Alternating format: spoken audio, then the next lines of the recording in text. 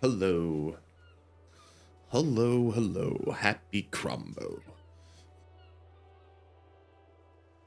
All right. Story time.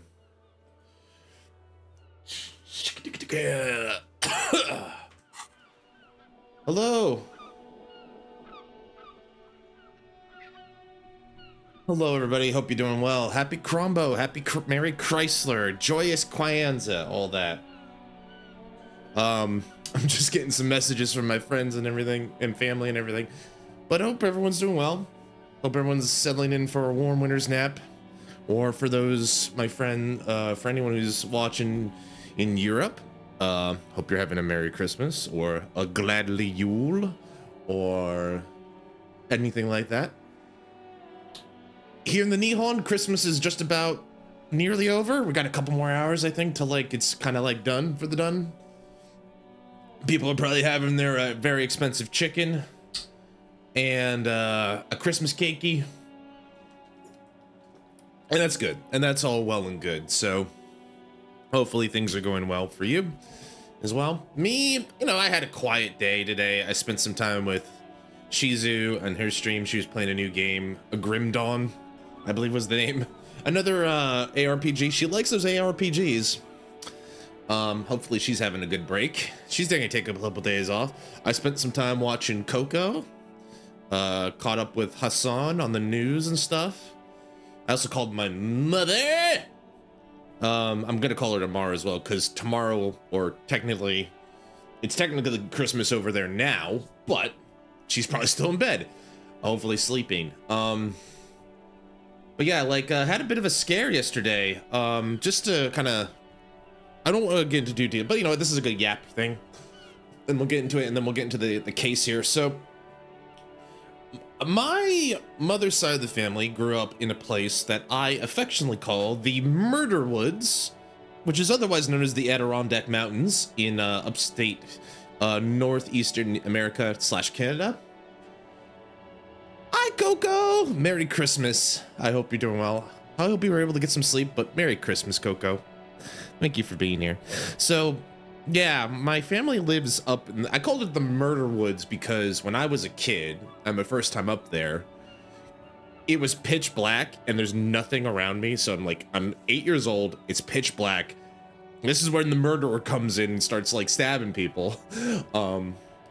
But I think as I've gotten older, it's like, oh wait, I have access to trees and water and clean air and everything like that. Oh, this is actually quite nice. The older I get, the more it grows on me. And the reason my mom is up there, while I didn't grow up there, we grew up in Colorado.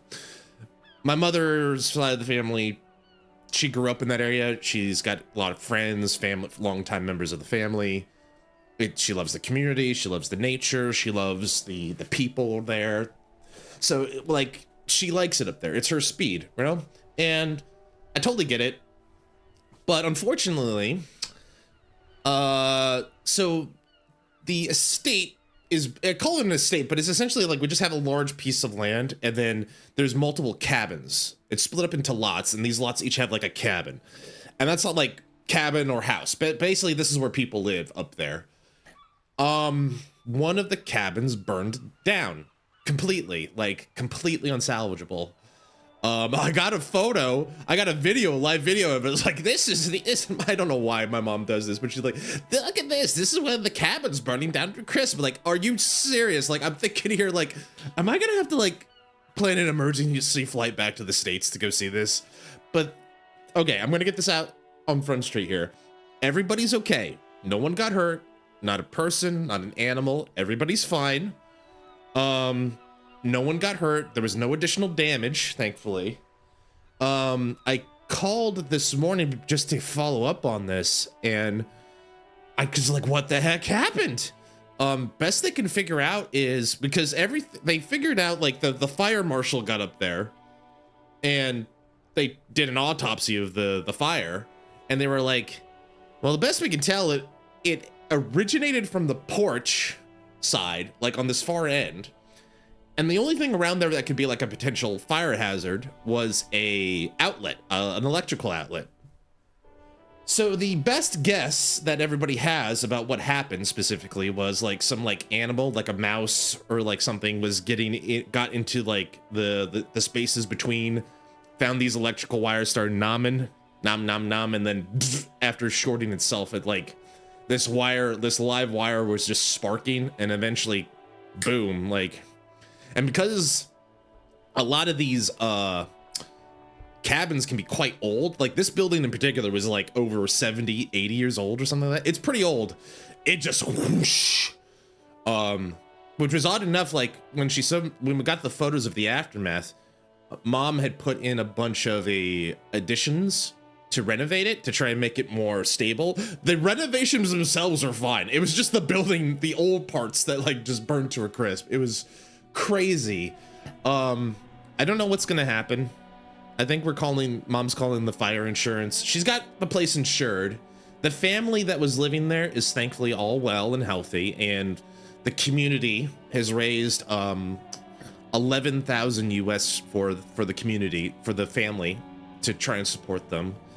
I might pitch in a little bit of money myself, but I think, you know, it could have gotten a lot worse. So like, you know, as horrible as it is, I'm also just thankful that like a lot of people are in this time of need are pitching together for them. The community up there is really tight knit, so it's a good thing in general.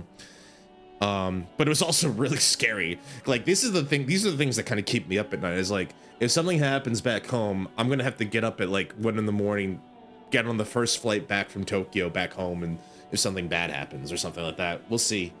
But neither here nor there. So, anyways. That was what my day was like, for the most part. I watched this lovely fox, by the way, Coco. I watched this lovely fox for a little bit. I watched a little bit of our resident sea serpent. And today we're gonna play some, I'm just gonna relax a little bit. Today we're just gonna kind of do a little progress on Disco Elysium. The adventures of the sad cop continue in Revechol. I'm just hoping to have a nice chill time. You know, maybe some people just can't sleep. Hopefully they can they'll just come in here and chill for a little bit. But yeah, like, not anything, just kind of low vibe, lo-fi, just some chill vibes, some good times. And hopefully we can just have a good time as we enjoy this Crimbo. All right, so last time. So we got a few things we can do here. So yeah, we talked to the Hardy Boys and we still got to close that somehow. We have a few tasks we can actively do. And we got quite a few done last time, actually. We did pretty good for a Monday. So now the idea comes to what is left for us to do.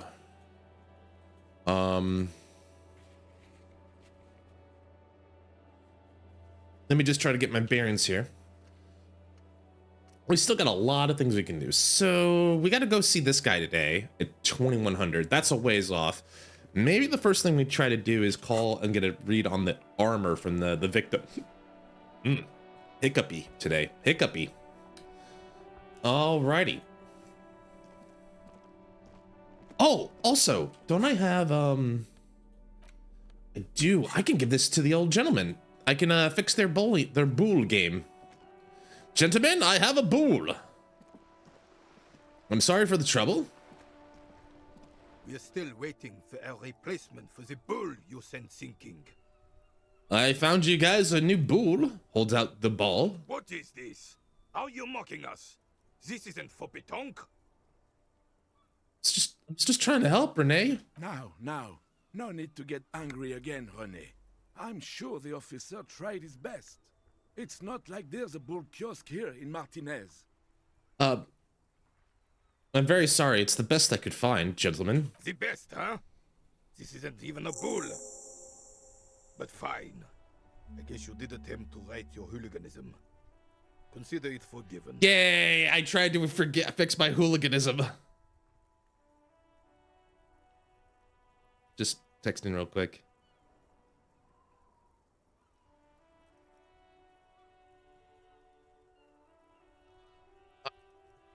Here we go. So we could try this again. I replaced the bull, but we're still not very composed, apparently. You know, we did find that gun in the basement. Maybe he can help us with that. Can I check I can't check my inventory. Oh, because I can't because I would potentially gear swap. My motorics, my motorics are really bad. I could try to fix Volition. Volition would help a little bit. I'll think about this. We got some stuff to do. All right, let's do this. So Reggie, I found this gun in the underground. Can you tell me about it? The antique rifle. It's a Bell McGrave, 4.46 caliber, breech loading, Revechol made. Good weapon, accurate and reliable. This one's inoperable. The bolt spring is missing and the mechanism is jammed shut. Still a beauty. Where did you find her? In the basement there. I pointed at the bookshop. I'm not surprised. There are probably lots of forgotten wartime weapons lying around here. Back in the day, everyone had something stashed away. As for the rifle, I don't know what else to tell you. These BM-446s are an antique. No one uses them anymore. The ammunition is impossible to find. Uh-huh. Also, well, we did find his guard booth technically. Well, we'll try the white check. Here we go. Any Christmas luck? Still, all you see is an old soldier refusing to replace his uniform with a civilian attire. Dang. Anything else I can assist you with, officer? We still have a game to finish. Well, I guess I might as well ask him, because we were up there when we went to go talk to Everard. I found your guard booth, Renee. Yes. The Debardeurs Union pays me to stand vigil during the nights. Not out of any political allegiance, mind you. Of course, I mean, no intention I'm an old necessary. man. Don't sleep more than a few hours every night anyway, and money is tight. You must have seen something on the night of the murder. I mean, your booth looks right into the yard. Yes, it does. Unfortunately, I wasn't working that night. Been on a 2-week leave since last Monday. Wait, why are you on a leave? It's a private matter. Nothing to do with your investigation. I You see. see, officer, René is the kind of man would rather die than admit he needs medical assistance or, God forbid, sick it. A real man's man is just gonna ride it out. I mean, I get it, but still, like, hopefully it's not that extreme. I'm fine, goddammit. Mind your own business. Yep. It's nothing. Just got to cut back on coffee. Apparently so. That sounded like pretty severe. So who was working your shift that night? No one. The boss has been unmanned since last Monday. There's no other guard. It's just me. No one has been guarding the container yard since last Monday. Yes. It's not actually an issue. I mean, Look, officers, the container yard doesn't actually need a guardsman. Never had one before René. Monsieur Claire had that booth built specially for him. It's mostly decorative. Gaston, you're a bit of a jerk. I gotta admit, you're being a bit mean to Renee here. Mostly decorative? the possibility of someone being in there is enough to discourage any ill-minded individuals. He tries to argue. Everard created this job for René because he knows the Royal Carabiniers' pension of honor and PTSD isn't something a man can live off. A decorated Kingsman collecting tear reflects bad on the whole neighborhood. His words. Well, I mean, a minute. I think big guy's looking after the small and everyone working together. I love it. Such dependency only weakens a man further. Do or die. There is no middle ground. Renee is but one man. We need a program. Get all the elderly back in the job market. Keep spokesman. Ugh. Renee should rent out his services, invest the profit, and get a few more guys, expand and repeat. Wage work is a dead end. There's absolutely nothing wrong with tear collecting. It's my side thing too. Oh, I didn't mean to imply there's something wrong with that. I do it too. Everyone does it. It's an excellent side thing. And it's good for the environment. Yes, yes, yes. Can we conclude the topic of my guard boost now? Yeah, sure. Got it. Thank you. Yes. Like I said, it would be up anyway, so might as well keep an eye out. I Keeps my mean, senses sharp. it gives me another shot because I modified the check again. Might as well try. All right, second roll. Still, all you see is an old soldier. All Anything right. else I can ass- No, thank you guys. I appreciate it. All right, so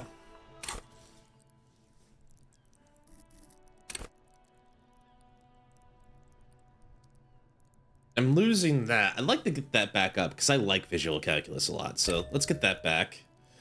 What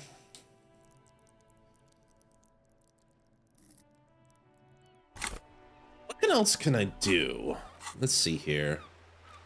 Visual calculus works. Oh god, this is not very scroll friendly. Let's see.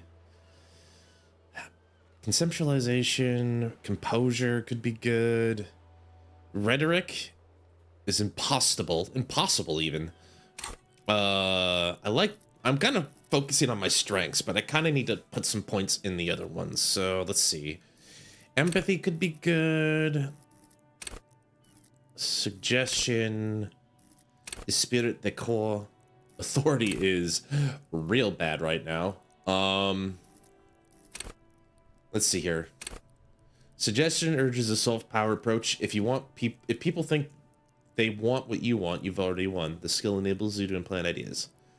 At high levels, suggestion makes you more affable to everyone and more resistant to their charms in turn. But all that schmoozing and oozing charm will make you slimy, and you'll know it, even if no one else does.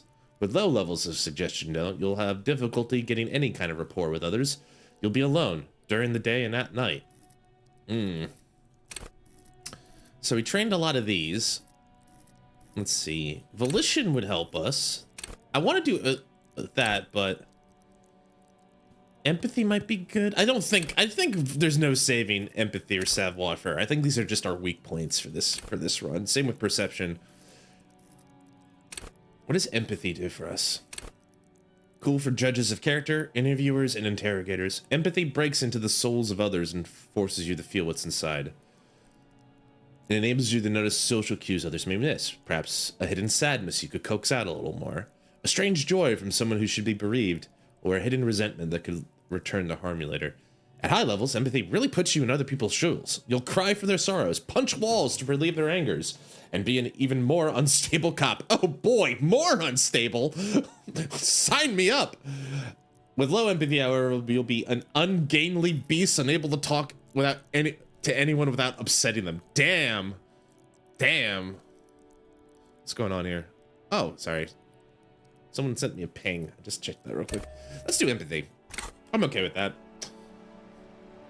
All right, so we've recovered our visual calculus a little bit, and we've recovered, and we've gotten some skill in our emotional.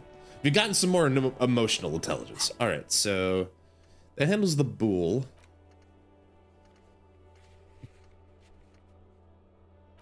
Let's see here. Someone tampered with the scene. Excuse me. The jam mystery. What was this? Oh. That's right. What's her name? The representative for the union, the representative for the corporation was like saying like, check to see if there's drugs. We talked to a couple drivers, but I guess there's one more we can talk to. Find government marked fuel oil and return to the wall. Okay, that's that. Let's see this. I think this is the one we should check first. We can check on the radio. But we have a serial number on the armor, and maybe that can help us. Inside, you see a set of steering levers, a radio microphone, a pull-out toolbox, and the soft glow of the fuel preheater gauge. Want to pick up the radio? This is Precinct 57. How may I assist you? Hi, Alice. Have you heard back from the ICP about the serial number? Yes. The armor was produced by Fairweather in their facilities in Bétancourt, sur la Clé in 42. It was Sur la part of Clé. a special order for Corps de Pharmacie, a security firm contracted to protect the interests of Oranese pharmaceutical companies in the Seminine conflict. So, it seems the armor went to Seminine. That's where the paper trail ends, though. Even the firm has proven difficult to track. Corps de Pharmacie has been renamed several times over in the years since the armor was issued. Really, some kind of like what's the word I'm looking for? Not puppet, like Shell Corporation. Shell Company? Laundering, maybe? I wonder. Do you know what it's called now? The most recently registered firm that the ICP has been able to connect to the CDP is a military contractor called Trinell, and the one before it was Downwell. I think they might be the same contractor. A suit of armor like this would have been manufactured with a particular person's physique in mind. You should ask for whom this suit was fitted. Thanks, Visual Calculus. Man, that point paid off already. How bad was that? How much of a passive check was that? 10? 10's medium? For 12? I guess because you... Oh, I guess so, because, like, if you start with, like, 5 or 6, yeah, I get that. I can see that. Anyway. A suit of armor like this would have been customized to fit the wearer. There must be a record of the person to whom it was issued. Yes, but the ICP tends to be reluctant to share private sector records. I could try to talk them into it, though. Yes, please do try. It's imperative we learn whose armor this was. Sure. Call back tomorrow. Hopefully I will have more information for you then. All right. I'm all done with the radio for now. 7th, over and out. In the cabin, you see a set of steering levers. We're done. All right, we'll close the door. All right, we got a bit of a lead there, so I have to come back again. Call back in a day. Oh, what can we do? I can find cigarettes and smoke them. Let's see. I can find... Let's try to track that down. Tattoos. Still have that photo of the man, the hanged man. Oh, when did I pick this up? This must have been yesterday. Insane, clinically insane. If I wear this, I'm clinically insane, apparently. 1 second. My friends are coming.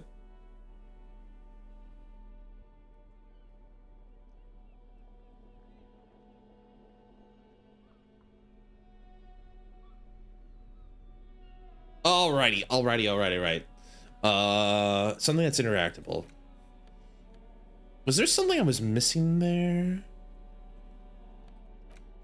An intricate web of blue lines stretches across the torso of the hanged man, from the right shoulder to the solar plexus. Each time the lines intersect, a small white star is formed in their crossing. Hundreds of fading asterisks riddle his skin. Their concentration is highest around his heart. It still kind of looks like a map of the stars in the night sky, but something's not right. What's the meaning of the tattoo? For you to discover. You've gotten as far as you will without assistance. Someone who knows about history could tell you. History. Okay, so we got a few things we can still do. I'm not gonna give this up just yet. Let's talk to her. We talked to 2 of the drivers. What's the third one? Who would be the third driver?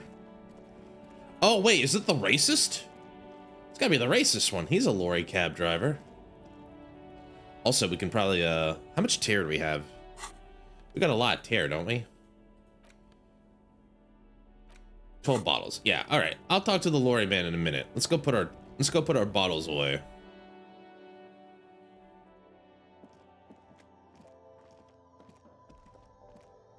The tear machine stands in the corner. A sign says, 1 bottle equals 10 cents. Your bottles clunk into the machine, and the money appears with a satisfying jingle. You're a richer man now. I made a whole $1 yesterday with the tear. All right.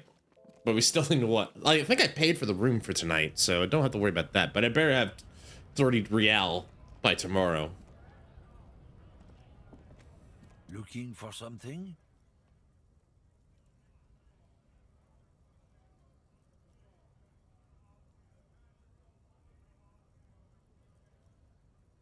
I found this mug in the trash. Is it yours? Oh, is it the racist mug? Oh man, that's great.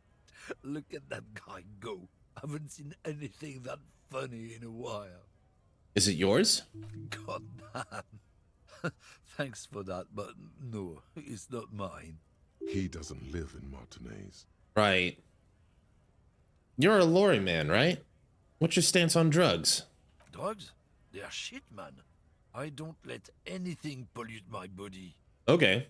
Takes a long drag of his cigarette. Why not? You know where that shit comes from? Sarah Miriza, Safre, Ilmara. They take the money from our local junkies here and then use it to outcompete us in the manufacturing sector.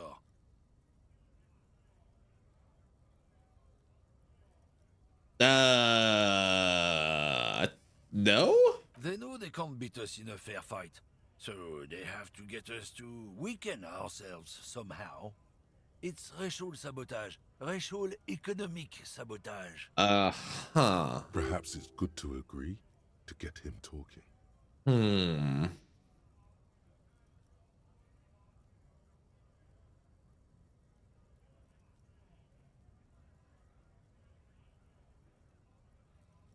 I'm kind of tempted to go with rhetoric. My gut here. Maybe just get him talking a bit. I wonder, Coco, what do you think? We can get this guy talking? Or maybe we should just drop it? I don't know. It could be something to, like, play sad cop here and just, like, be a agreeable sad cop. I wonder. Let's see. It's a responsibility. So I take it you're not smuggling drugs out of Martinez? Hold on, but they make an alcohol in Ilmar too. I was told they do. I don't want to quit, so 4 is out of the question. I want to try. Let's try it. Let's see. Rhetoric's trying to tell me something. Let's see what Rhetoric. Let's follow Rhetoric. Listen, I agree. It's our responsibility to keep this poison off the streets in Revechol, right? He eyes you wearily, unsure how to respond. This goes on for about 2 seconds. Then, damn, it didn't work. You should have signaled you're a nationalist before. Shit. I don't know shit. And if I did, I wouldn't tell you. Okay, so he definitely knows something about this drug, but he's not going to tell me because I confronted him for his nationalism before. Then what are you still hanging around here for? Most of their camioneers have left. What do you think? I can't leave the lorry unguarded. Stuff's been getting looted lately. It's those little kips sneaking around at night. If they touch my stuff, the bosses will be on my ass like ass cancer. There was a bunch of spilled boxes in the back of a big lorry nearby. I did see one lorry with the trailer doors open on my way here. Do you know what happened? Say nothing. The man pulls on his cigarette furiously, probably still thinking about mosquitoes and ass cancer. There's a bunch spilled in the back of the big lorry nearby. All right. That feels like a clue. Let's go check the lorries.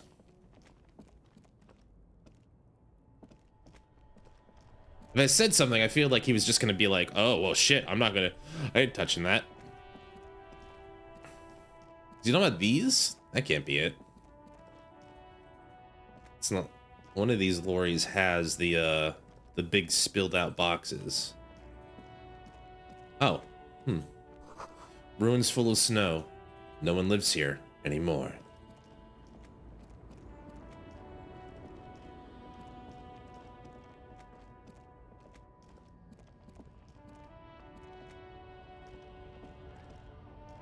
A lorry stuck in the traffic jam. This big, heavy Grad-made machine is well kept for such an old machine. In the window? The windows are clear. They've been recently washed. You can see a lorryman's cabin with personal belongings, stickers, insignia. What sort of stickers and insignia? The driver has adorned his space with a substantial collection of peculiar paraphernalia. Proclamations about honor, strength, and purity are glued to various panels. And the back seat? The back end of the cabin has a small perch to sleep, large ashtrays. There are several suns and wheels sewn into the curtains. A book with ragged edges catches your notice. The front cover features a large, muscular man. The title reads, Man from Helmdal in the Lost City of the Pygmies. Oh, we got a man from Helmdal fan here. Racist nationalist paraphernalia. Not unusual in this part of town. This is our guy. You think this lorry belongs to our tough guy? Likely, yes. This guy's proud of who he is. Drapes it all over his machine. True. He was acting tough before. This probably scared him a bit. Who knows when it will come in handy? A slightly scared, racist lorryman. Fortunately, that wasn't the break I was hoping it would be. I was hoping to get a lorry with boxes open in here.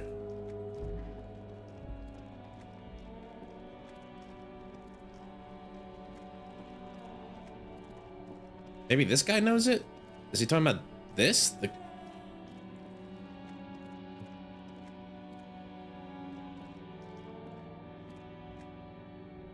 shine on these sunglasses lasts a lifetime, officer.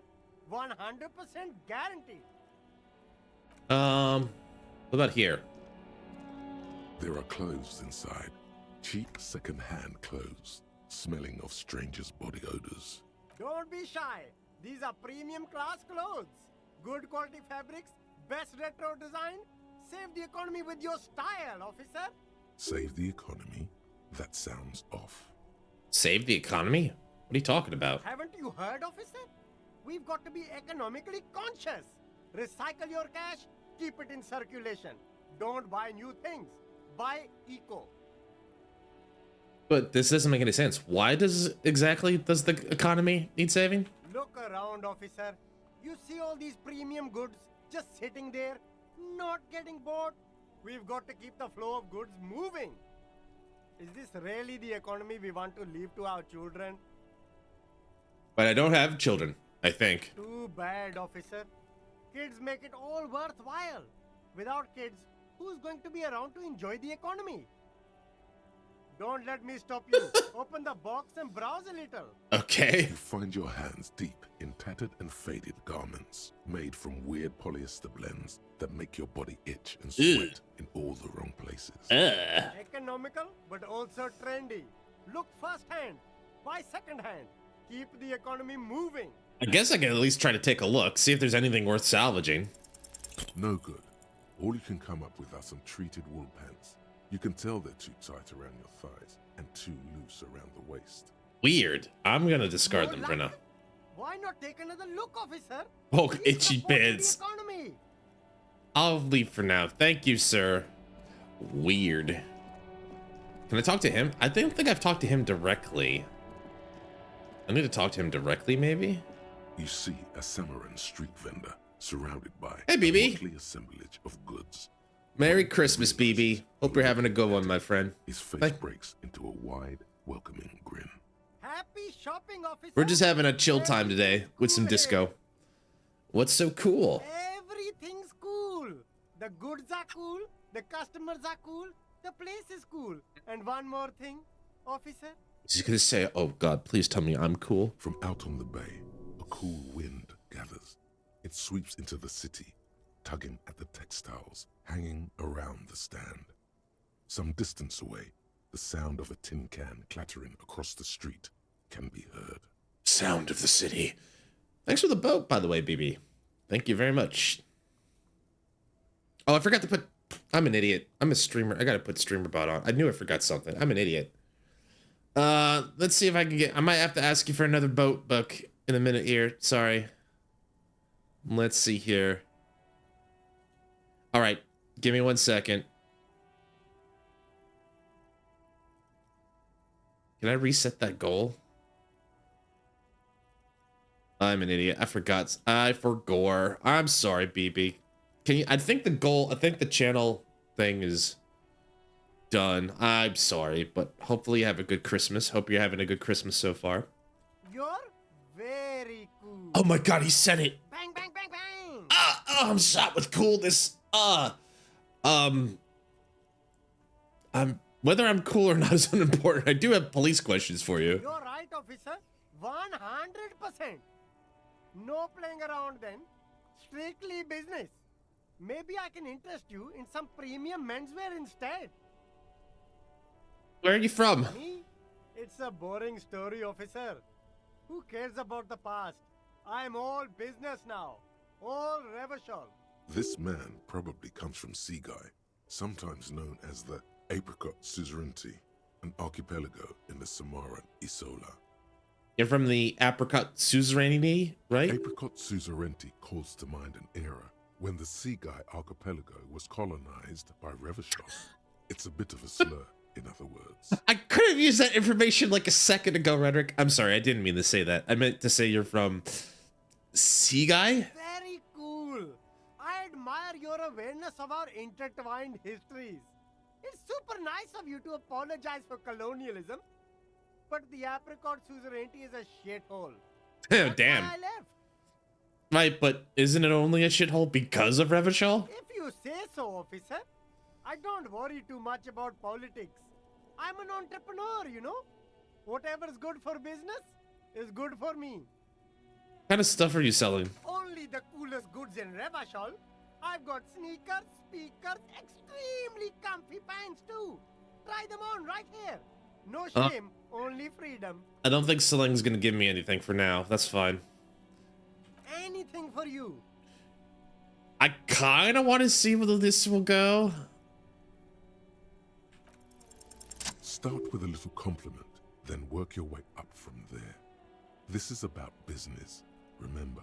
You seem like a successful entrepreneur. Would you like to support a member of the local police force? Oh, okay. But why, officer? Think of it as an An investment. investment? What kind of investment? I'm an investment in me, a highly experimental human being. My risk-reward ratio is insane. I'm a policeman. An investment in the good relations with the RCM. It's an investment in your customer base. Gotta prime the pump, man. Fair point. You can't have a successful business without a loyal customer base. How much is your loyalty worth? I won't be mean. 5 real? Only a fiver? You can't even buy a pack of Royal Extras with that. Let's make this one stick, my man. God, a pack of Royals would taste so good right now. Get you some of those tar sticks, baby. 10. What? Oh, 10 5. real is a bargain for that kind of investment. Sorry. You got it, my man. I'll take a look around. Thanks. What's this? Oh, our thought. We finished it. Art degree. I have an art degree. I'm an art cop now. Trite, contrived, mediocre, milquetoast, amateurish, infantile, cliche and gonorrhea-ridden peon to conformism. I fucked me. Affront to humanity. War crime. Should literally be tried for war crimes. Resolutely shit. Lacking in imagination.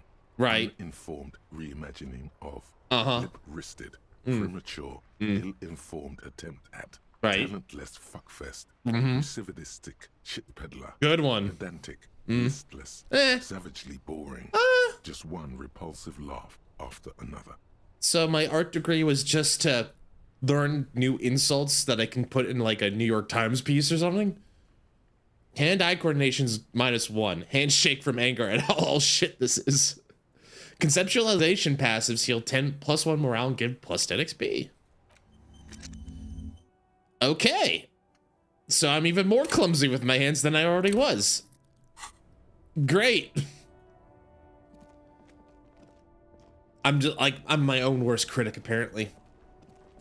All right, let's see here.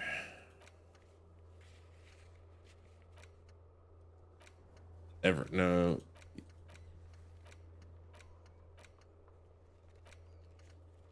Track down my gun, gotta talk to the smoker, get the body. I guess we have to go and talk to Everett and get his help, even though I don't really want to. I don't think we have much of a choice in this matter right now. All right. Well, hope everyone's having a happy holiday so far. I hope Santa got you all something nice. As for me, my day was pretty quiet after watching Coco and Cheese's streams. I didn't do a whole lot. That's okay. Went out for a little bit, had a nice meal. Got myself a salad and a big cookie.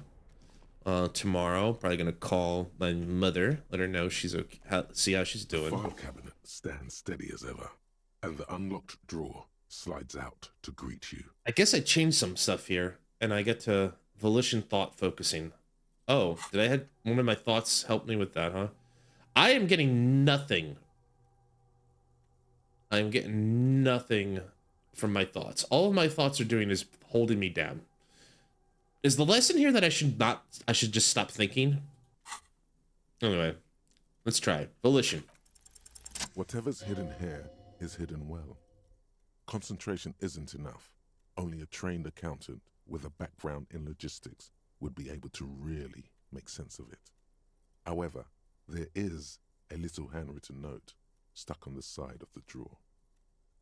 Get the note. It appears to be a to-do list written in large, uneven capital letters. Remember, Leo, Everard's shoes, special whirling borscht, water Everard's plants, sweep office floor, more banners. Oh, Smiling Leo's like to-do list? All items on the list have been crossed out and the note itself is crumpled. Look, Kim, a to-do note with a list of errands for Everett. One of his aides must have left it. Nothing incriminating here. The special borscht seems a bit odd in the list. That's true. What is so special about this borscht? Code for drugs, booze, blood. Take another look. Remember, Leo, Everard's shoes. Whirling Special borscht. All items on the list have been. The drawer slides shut. Special borscht at the whirling, huh? All right.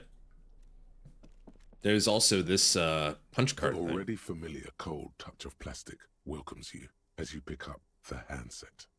Got a +3 to the check because I've heard my name and I have the long way home thought. Here we go. Interfacing. Challenging. Your fingers run over the dial pad. 005. That's the dialing code for Revechol. 4952. And a moment of hesitation before entering the final numbers. 993. Calling. Calling. Still calling. Then. Video Revechol, 24-hour video rental. We rent 8 and 10mm film for home use. This is Lammy. How may I help you? What is this place? Video Revechol is a 24-hour video rental. We rent 8 and 10mm film for home use. This is Lammy. What? Do you know me? No. No, I meant, why is this place to me? Sir, I don't know. It's a video rental. Maybe you rent videos here. Why did I call you? Maybe you called to extend your rental period? Do you need to extend your rental period? My name is Henry Dubois. Do you have anything on my name? Let me fire up the machine. Dubois. Dubois. Here we are. You haven't rented anything in 5 years, but you still have a copy of Blue Ocean Hell from November '46. Blue Ocean Hell. Ooh, not a fun film, that one. What kind of film is that? It's not an easy watch. After the death of his daughter and subsequent divorce, Ziemsk immigrant Egidius Wojcik tries to come to terms with the onset of dementia. Doesn't seem relevant for our case right now. No wonder no one's been missing it. Still, it would be great if you could return it to us. We're on the corner of Voyager and Maine. On the corner of Voyager and Maine, a large neon sign hangs on the side of a building. Video Revechol, 24 hours. It's raining and there is almost no traffic on the street. A woman's footprints in the mud lead away from the front door. The voice of the city. Tiny heels tiptoeing down the road. Beautiful steps, light-footed with a lifetime ahead of them. You look up and the air seems to grow darker. The call is terminated by the other party. You're left with the discomforting sound of the disconnect tone. Interesting thought there. And some more XP. Lord knows I need it. How much am I next to the next level? Okay, we're a bit of a ways from the next level here. Alrighty. So my thoughts do plus different passives. Left wing gives +4.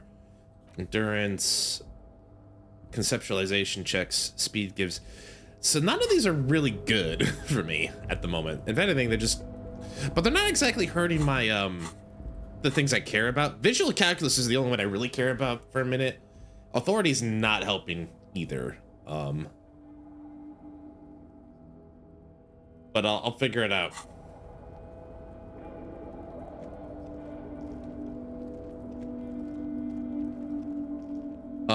So that's Renee's thing. Oh, that's a door to the apartment. So we've been there, we've been there.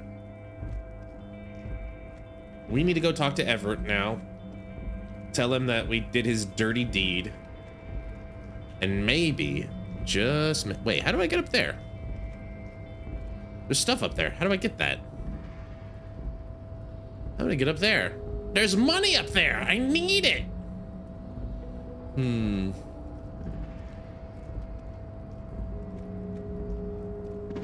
Anyway, there's this door here. You're back before the cargo container. Its drawer has not lessened since you were last. Have a good breakfast with the family. Enjoy presents. Have a great day. Happy Crimbo. Thanks for hanging in. Thanks for coming to stop by and say hi. Hope you have a great Crimbo. I took a screenshot because I noticed that one of my keys was a little loose. Rhetoric impossible. Been in the world for 2 days. I'll give it a shot. And as it's always been, it's impossible to open a container with rhetoric. Maybe you're losing your mind. Never! Okay, maybe a little. Still, if I open that door with my rhetoric, you're gonna be super impressed. Don't even act like you're not. Hey there, buddy. Hey, Leo. How you doing? Oh, hey, mister. I knew you'd be back to talk with old Leo here. Yes, I did. Yes, I did. It's like Lady Larice said when she opened a bathhouse in the basement of my apartment building. They can only get so far before they're aching to get back. And lots of folk really did keep coming back. I did have some questions for you, if that's not too much trouble. No trouble at all, mister. No trouble at all. It's like that old saying goes, wisdom withers if not shared. And old Leo is always up for sharing. Are you the Leo who wrote the note to make more banners? Oh, yes, yes. I leave all kinds of notes for myself. That old head of mine ain't so good at keeping things in no more. I almost forgot about the borscht. Oh, yeah. What was that about the borscht? Oh, yes. I've been taking special whirling borscht to the men every day since the strike started. The little guy chuckles merrily. It's very, very good. Makes a man feel so warm and happy. I feel like I could take on Mr. Renadan's boar dogs every time the lunch is done. Power borscht, huh? Never heard of a borscht that turns little guys into dogfighters. Alcohol, however. What do you mean by taking the soup to the men? Is it for striking? Yes, yes. I'm taking it to them. The borscht keeps them happy and in fighting spirits. Makes you all warm inside. They brew it in the whirling in rags. Makes it at the whirling. Oh, the whirling's cook. He makes it. Them is always talking with Mr. Manana in that weird language and laughing together. He doesn't speak what we speak. He's from Grad. It's like the borscht spike. I'm gonna look into it. Oh, sure, mister. Sure. You do that. Yes, sir. Surprisingly up to that. All right. The special borscht. What's so special about the borscht other than having booze? All right. Let's keep going. The game is afoot. All right. Unfortunately, I don't have much of a choice, but I gotta talk to Everett. Hi, Walrus Man. How you doing? Mr. Dubois, a pleasure as always. You don't have to sit down this time, since you've already sat on that chair. I opened the door you asked me. Can we discuss the murder now? I'm very glad to hear that, Harry. One question. You didn't actually happen to stumble in and see what's inside the apartment, did you? He's trying to figure out if you're lying. I did go inside. Weasel had the flag of the old Revechol on his wheel. Exactly the kind of fascist memorabilia I was expecting. Weasel probably prays to it every night for the downfall of the Union. He was testing you, and you succeeded. Apparently. Now let's get down to brass tacks. It's time for men like me and you to figure out who's killed who and why. Real police work is gonna start happening now. I promise you, Harry, this is gonna be good. I believe him.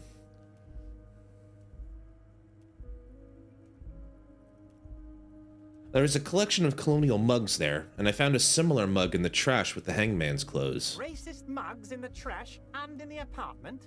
You guys are just light years ahead of me. I have so much confidence in the ability of your organization.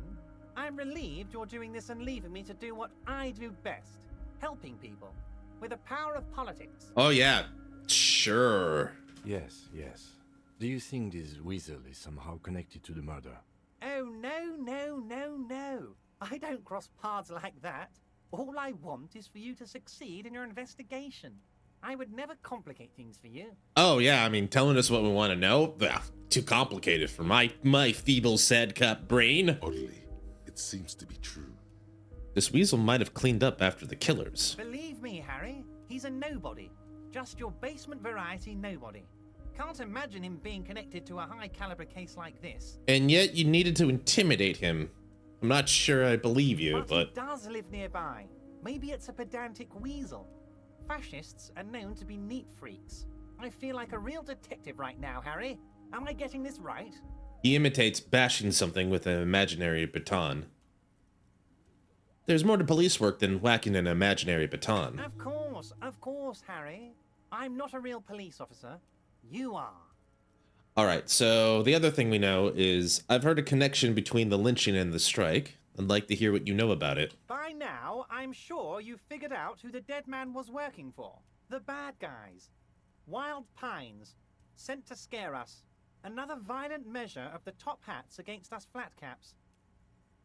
I'm listening. Harry, this strike is the culmination of many mistakes made Wild by the Pines. Wild Pines group. That was the group's name I was They tried to forgetting. shut the strike down by sending in There's a lot of armed names and mercenaries. proper nouns here. You mean our victim? A security contractor? Can you imagine that?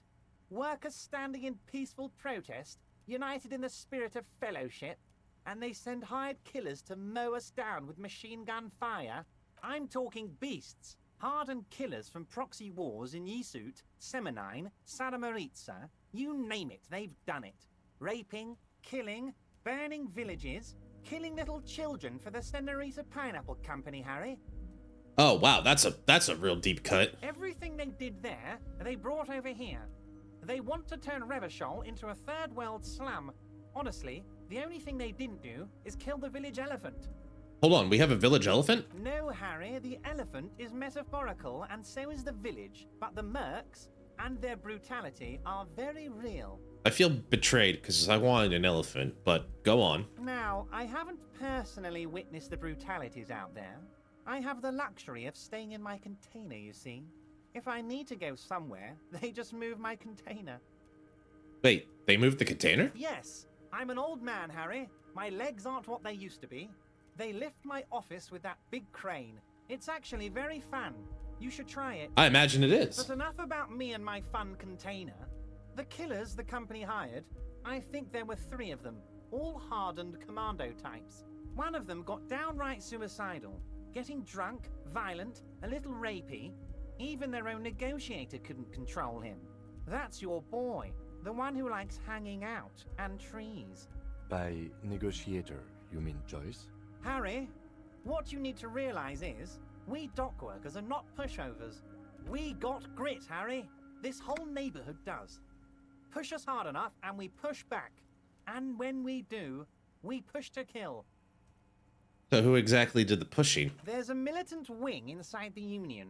A group of people whose duties don't involve manual labor, but peacekeeping in the neighborhood. Making sure everything runs smoothly. Enforcers? That sounds a bit like organized crime. This guy who's associated with organized crime talking about something that sounds like organized crime? I think my logic's off today. They're like you guys. Idealistic people who want to make sure bad things don't happen. And if they already have, well, punishment must follow. Punishment? Again, that sounds like organized crime. I guess. So these idealists killed our victim?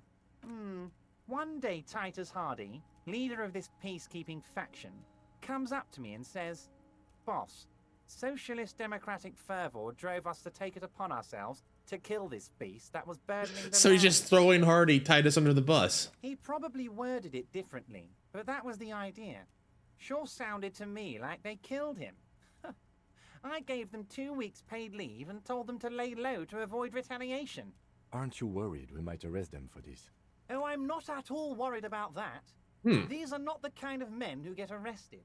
They're Martinez boys, tough and gritty. Right. I'd like to see the man who takes them in. Besides, I sent my lawyer girl to look after them. We met her, Elizabeth. He places a lot of faith in that lawyer girl. Perhaps this is a tactical error? Anyway. Before we go, I need to go to the bathroom, and we got a bit of a commercial break, so... do I have enough time for one more? I really gotta go, so... Alright, I'll be right back, guys. I'm gonna run the ad break a little early, just so I can go to the bathroom, and you don't miss anything. I'll be right back. Thanks for sticking by. Appreciate it. Ugh.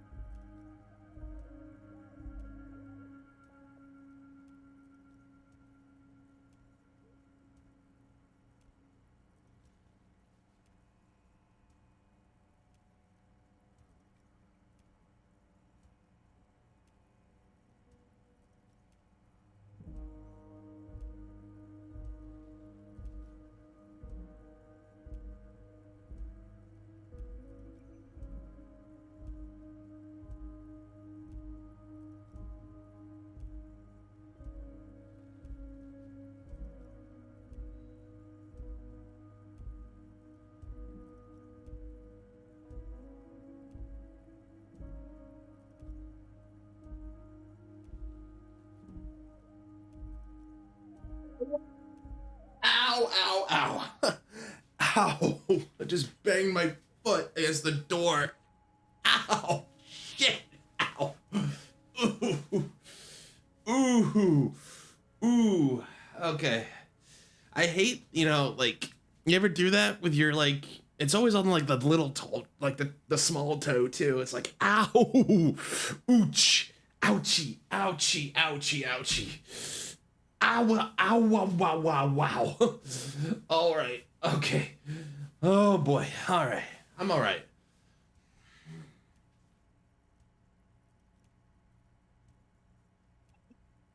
All right. I'm good. All right. I'm fine. It's going down. Just one of those things that's like a sudden shock to the system. And like, ooh, this is not pleasant. My pain receptors are telling me I don't like this. Oh boy. All right. Anyways, shall we keep going?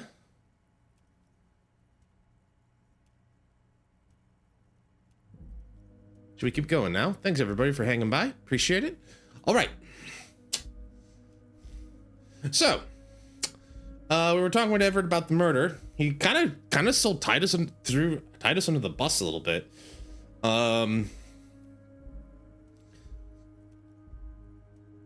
Might as well exhaust everything. How do you know the mercenaries were hired by the shipping company? How do I know? Let me tell you about these people. That's their MO. It's what they do. Last winter, some poor workers in Terminal E went on a little strike. The company sent in Sediment, a security contractor. The strike was over the workers' right to wear protective footwear, Harry. It's funny you mentioned that. I think I could use some protective footwear. These guys turn up and start beating people. Tell you what, Harry, I wouldn't be surprised if we got the same mercenary company after a little rebranding. And I'm sure as hell not surprised to see an army of scabs under my gates. So you believe the scabs were organized by the security contractor? I mean, come to think of it, that guy we mentioned, there was something that we mentioned or we analyzed and observed was that he didn't seem to like fit the clothes, even though he was dressed like a union guy. He didn't seem to like fit in his own clothes. You said it. Hell, one of those guys looks big enough to take down that proverbial elephant. Boys like that don't just happen to show up during strikes. I don't think we need to tell him about Crenell. Another question. Absolutely, Harry. Absolutely. Sock it to me. You mentioned a lawyer girl. Oh, Liz is a bright one. I paid for that law degree myself, thinking it'll probably turn her all fancy. But hell, Harry, she came back a firebrand socialist. Sometimes she scares me with her zeal. Isn't that a good thing? Can you tell me about Titus a little bit more? Oh, they are simply fine young men. All Young? 7 of them. Exemplary union members. Always working to advance their position in the local socialist democratic movement. Core members. Oh, young? I like wasn't them wasn't one of them in like their 50s? Old Theo used to run them, but things really kicked into gear when Titus took the reins and named the group after himself. Gotta love his initiative. Interesting. Who's second in command? They're almost all of them great guys, born leaders. Whatever happened, I'm sure they only had the best interests of Martinez and Revechol in mind. Work with them. Hell, interview them. But don't fight them. They really are just like you. Men who like beer, women, and some order on the streets. He's betting on them being useless to you. Probably. Let's conclude for now. Was it a good talk? I'm not sure we made much headway here. I was hoping we'd bust the case wide open. Heck, I even wanted to tell you what I really want to achieve with the strike. I don't know what happened, Harry. I wanted you to feel like Mr. Martinez. And of course, I also wanted you to find your gun. But it's like I can't completely trust you. Yet. I just wanted to try to see if I can get a different route, ask you if you can help me with the body, but what do you mean yet? Yes, Harry. It's like I can't fully trust you if you're not a man of the left.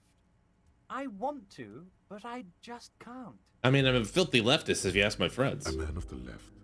So you have to be a social democrat. He's been hurt too much in the past by men who aren't social democrats. I'm a man of the left. I'm a patriot of Revechol. You're right not to trust me.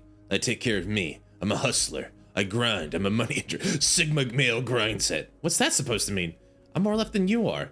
This is another corrupt scheme, isn't it? I'm neither right nor left. I do it. My heart tells me. What are you talking about? I mean, I'm trying to bring communism back. I'm more left than you, technically. You're saying it, but I don't believe you. You know how it is. Company snitches, agent provocateurs everywhere.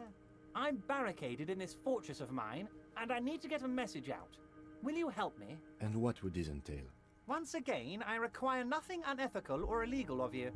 You just need to get 2 little signatures on this piece of paper, and then mail it to my accountant in La Delta. What are the signatures for? I'm glad you asked, Harry. The Union is going to build a modern youth center in Martinez. It will be righteous. We're gonna get those teenagers off drugs and on roller skates. There's a nameless little street on the coast with some old houses around it. Most people have already signed. I just need 2 more signatures to get this mission off the ground, Harry. And where's this place exactly? On the coast, Harry, across the canal. There's a cul-de-sac there, a little village they're calling it. A gloomy place. You'll find it. I trust your detective skills, Harry. Water drips from the eaves. A woman. I'm glad you asked, Harry. The Union is going to build. There's a nameless little street on the coast. Water drips from the eaves. A woman. I hit the looks button. At her freshly tarred skiff. There's a pair of cavalry boots under the fish in the box, and the wind howls like a vicious spirit. The voice of the city. And what will happen to the current occupants? They are just gonna have to deal with the construction noise for 6 months, and then they'll be living like kings.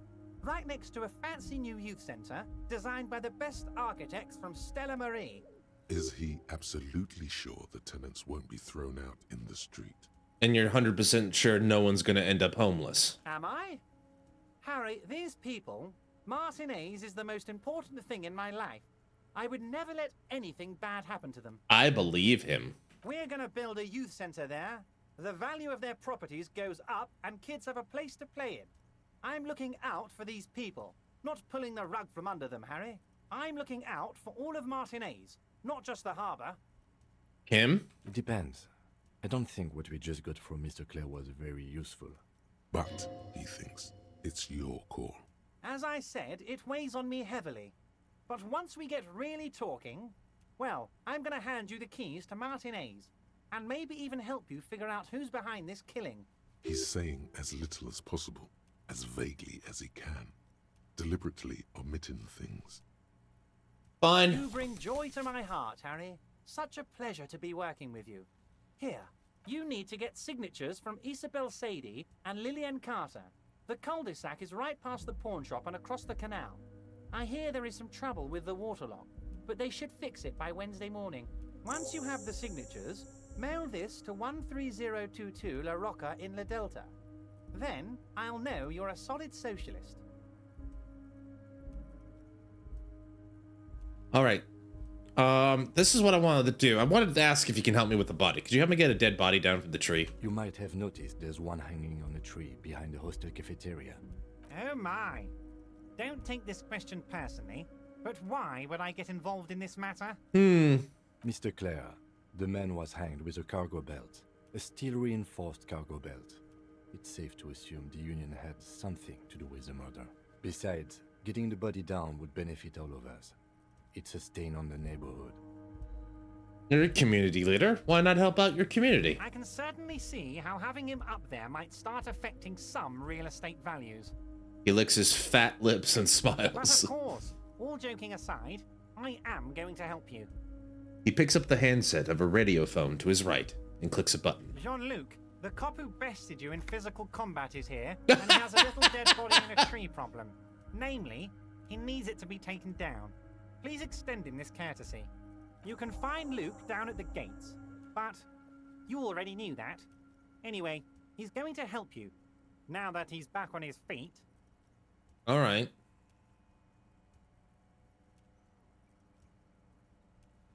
I'm gonna leave now, but we might talk again later, Everett. See you soon, debardeur. Just kidding, but not too much. Debardeur? I don't know what that means. A white envelope stat. I'll take a look at that outside of his, right outside of his room. 2 signatures for Everett. Go to Measurehead and ask him to get the body down. We got a level. I got some extra points because I'm probably went the left way there. Let's see here. What do we need? Well, we need a lot of things, but...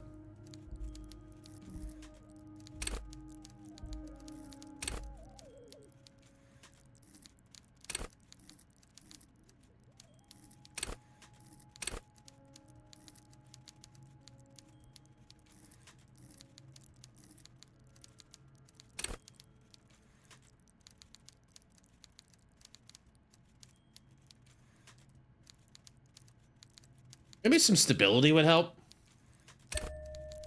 Yeah, we're fine with that. Maybe I should use something to forget one of these other ones. Like, I would really like to get the visual calculus back. Yeah, maybe get rid of socioeconomics.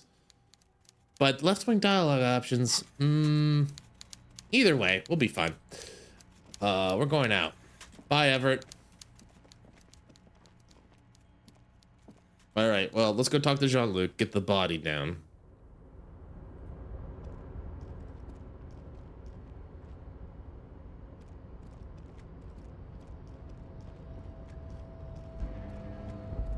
So I got some extra volition. I don't think I can do anything here right now, right? You're back before the cargo. I'll have to do that later. All right. I think if I come back tomorrow, I'll get another shot. I don't know if white checks reset per 24 hours, but we'll check that again. I'm sure we'll be back here again. Part of this game is exploring. You have a great big world ahead of you. Harry and Kim.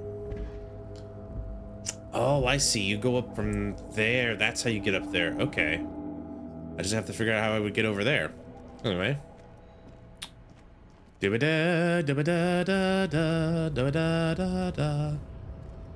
So Jean-Luc is over here. Hi, Jean-Luc. Can you help me out, buddy? Do not presume this has drastically altered our race dynamic. It was just something I had to do. Our personal dynamic has changed. A little. I'm not going to subscribe to advanced race theory. Everett told us you told you to help us get the body down from the tree. Can you help us? So, you know, let's just ask him. Why you're not with the Hardy Boys? I am not the first line of defense. I am the last. In addition, these so-called Hardy Boys are an effeminate clique of bodybuilders. Their company is spiritually degrading. You pick up on something artificial in his tone, like he's putting on an act. This is unlike him. He is usually more himself. There's more to it. What have you got against them? Fine. They have recently fallen under the influence of a possibly sexually perverted female vagrant. Possibly sexually perverted. Peddler. It's shameful. Possibly sexually perverted. What do they mean by that? Find out for yourself. Endomorphic blub. Interesting. So can you help us get the body down? So it was. You bested me in race combat to reach my superior. I'm an expert in race combat, apparently. Order. I salute your cunning, enemy. I will go and remove the body from the tree with my bare hands. I bested him in race combat, apparently. Thank you. So noble, Measurehead. There's a but. But while I am gone, someone must stand guard on the bridge. That someone needs to be you. Both of you. Okay. Babe, see that they stay here the whole time. I'm not here to fight. Whatever. I need the body down, right? Like, let's be rational about this. I can't do it. I'm not gonna get another white chick. I'm not gonna get another gun. I'll wait. The woman's gaze follows Measurehead as he leaves. Right. So, you guys are like cops or something? Yeah, we're the law around here. Cool. I like men with guns and power. I'm Katya, by the way. I got ya. You hear that? That sound. He's breaking something. Yeah, Jean-Luc must be really tearing it up over there. I wish I could see it. I don't. I think I've seen enough of that body already. Look at you! RCM rent-a-cops! Guarding that bridge like Everott's lapdogs! Is this where it's at now? The RCM is for sale! And who are you? What is your business here? Why are your clothes 4 sizes too small for you? That's none of your business.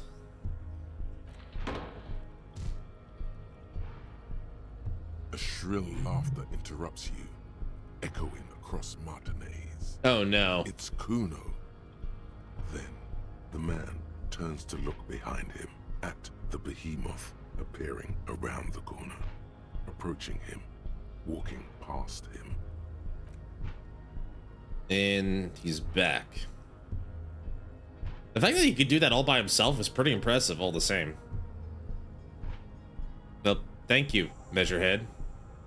The corpse has been removed from the tree. Stand down and congratulate yourself. You have sided with Ray's victory today. Right. Thank you for the cooperation, Measurehead. Farewell, ham sandwich. You are a Union man from now on. Hey, do you know anything about this mug? He does not so much as glance at the object. Do you know anything about it? Stop showing me your pathetic cup. I have no interest in it. Oh, He okay. had nothing to do with it. That's fair. All right, 6. All right.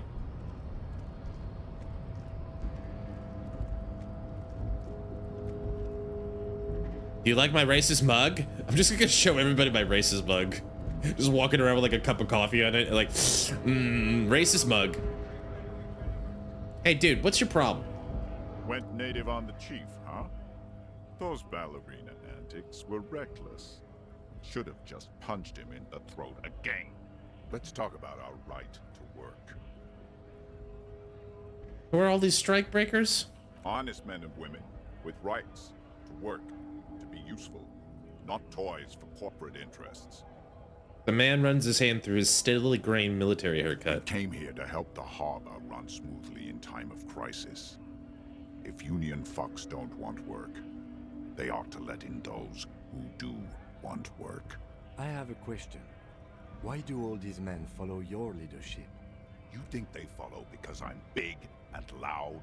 A little bit. They follow the rules of the market, the rules of the economy, because they were given a job to do! You've been talking to him for quite a while now. Something is off with this guy. Ask him where he's from.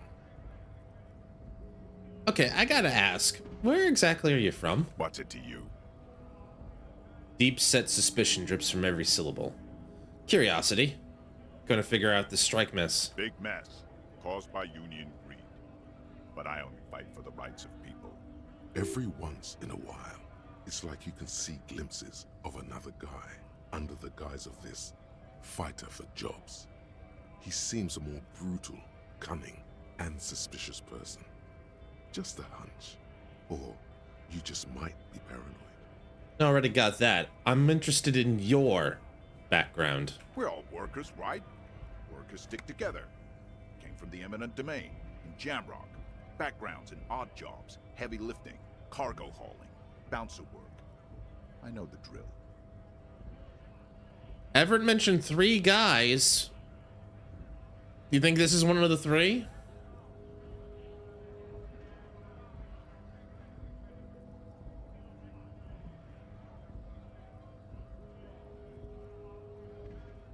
I know his bars, been thrown out from several. Maybe that's why you see a bouncer? Where? I frequent a lot of bars. Maybe it's one I know. Worked at Territorial. Ring a bell? Pretty okay as far as lies go. Never heard of it. Are you lying? We're done here. I have a strike to break. Well, I kind of killed that line of questioning by just being direct. That's me being a bad cop. All right. Look, let's go check the body. At least we got it down. Kuno is probably upset that his toy is broken. But then again, fuck Kuno. Oh, look at that. He's upset now.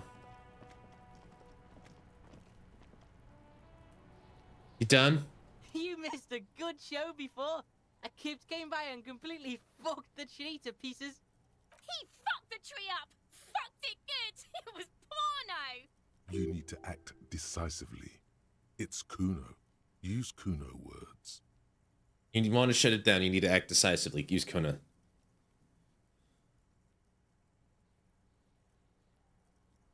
Use Kuno words? Oh man. Stop using the K word. It belongs to the past. Total retards use language like that. Congratulations, Kuno. You just made yourself a retard. Desert kipped? Oh yeah, kids. Do you mean desert kipped? I don't know. I should just lean into the stupidity, I guess. Watch out, Kuno! He's trying to crawl up your ass! She found out right away. Kuno knows which kipped Kuno meant. Kuno knows all the kipped. Kuno's dad's a kipped expert. Says kipped every day. 100 times a day. Oh, I have no doubt about that. Kuno's dad doesn't give a shit about anything. Try to crawl out of Kuno's ass now. Yeah?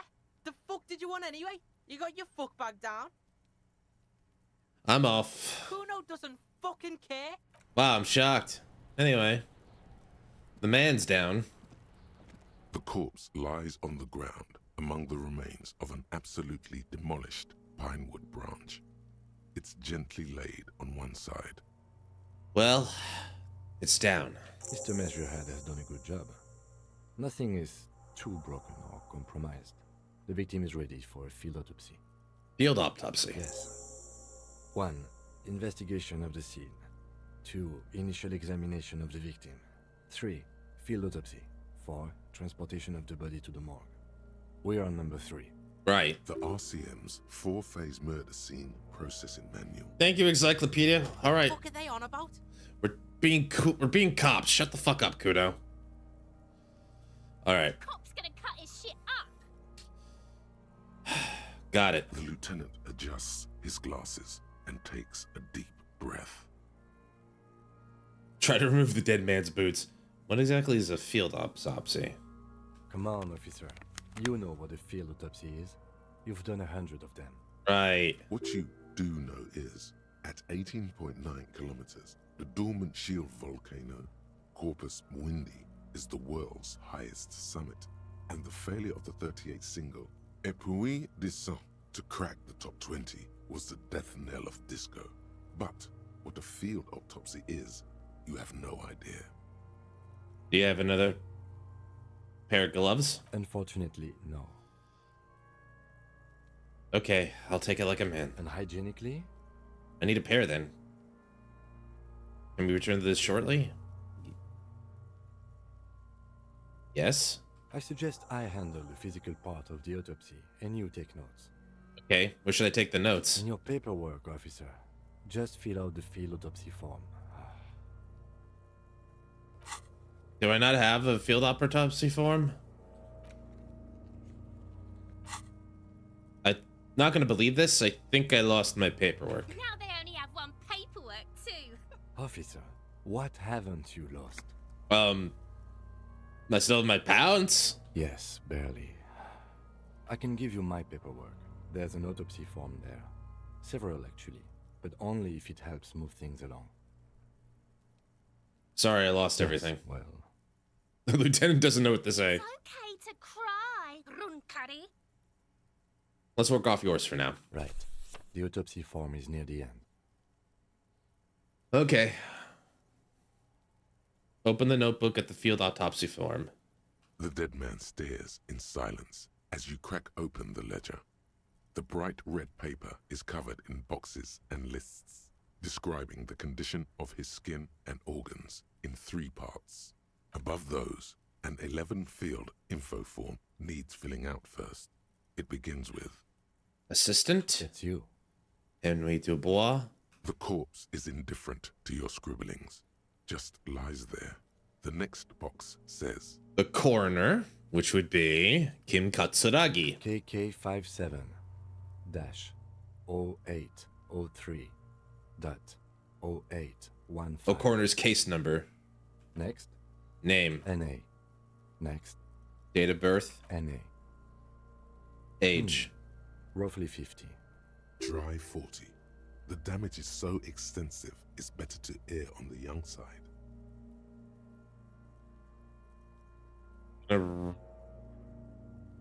I'll follow Kim. Okay.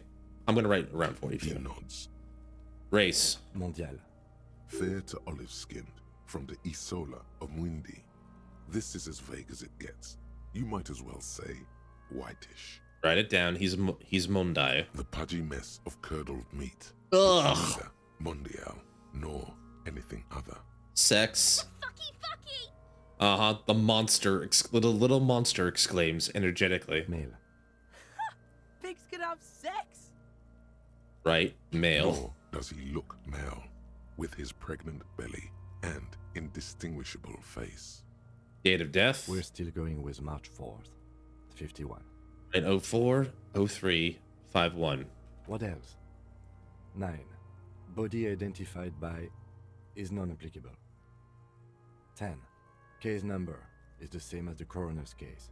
KK 57 0503 0815 listens motionless, with the cargo belt still around his neck. Only one box remains. Evidence of treatment? None. At least not after the initial examination. What exactly is treatment anyway? Interfering with the body's position or wounds post-mortem. Didn't the footprints look like he was carried over? They'd have to have incapacitated and carried him over. This man was more than a match for untrained dog walkers. He places his chest on the dead man's chest, as if in We preparation. should start the post-mortem. Turn the page. The corpse cannot feel Kim's hand on his chest. It no longer meaningfully interacts with its surroundings. A Tell me thicket of boxes and lists on red copier paper tries to answer why. Tell me something, dead man. Shoot, Looney Rooney. Okay, this goes back to talking to the dead guy. Enough. Come back later, Corpo. Amuse yourself with my frank manners and my memento mori features. Memento mori. If possible. Also, see me in your dreams. I would prefer not to. Anyway, external examination summary. Clothes. The deceased wears armored boots and white briefs. The make of the briefs is Babrodine, I think. Let's see. He turns the body to its side to check the label on the underwear. See, it's happening. Babrodine, yes. Inexpensive. Size M. Color white. Despondent officer work. Good morning, Cass. That's a new one. Now I'm the sad despondent cop. Art cop. The sad despondent art cop. Morning, Cass. Happy Christmas. Happy Crimbo. Merry Christmas. Hope you're doing well, my friend. Welcome in. Welcome in. We're just having a chill time. Just doing a little disco today. The disappointment is palpable. The red-haired thing was expecting something more lurid. A redhead creature is definitely how I would describe these two. All right, riding it down, riding it down, riding it The down. rest of the clothes have been removed post-mortem by scavengers in order to get to the victim's ceramic armor. Officers are in search of the missing pieces. Removal of the boots is left for processing. It would be clever of you to omit the boots altogether, sire. If you are to keep them for yourself, as you ought to, you have deserved them more than anyone else. When am I gonna get them? Patience. After the autopsy, before the body is taken away, there will be a window of opportunity. After the lieutenant has gone to sleep. I hope this has helped you, my liege. Should I try to steal the boots? I mean, that's a lot of money. Thanks for the boat, Cass. Now I'll be a good cop. I'll write it down. The boot has a serial number.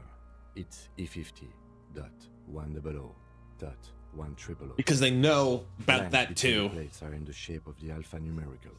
The number is purposefully concealed by the design. They know about that too. And they know that I asked about it, so if I don't, I'm too late, Cass. I'm sorry. That's the thing, like, I would get in big trouble. Tattoos. He stands up, feet planted on either side of the body. The upper torso is covered in a single, continuous tattoo, resembling a map of the night sky. Mm-hmm. It reaches from the right shoulder to the heart. The ink is blue and white. The assistant has a color photograph of the markings, to be added to the case files as document A1. The photo is taken on the scene, using a Trigat Mini. Write it down. The deceased has a belt for airlifting cargo around his neck, tied with a hangman's knot. Color, yellow. Length, 3 meters. There is a buckle on the other end.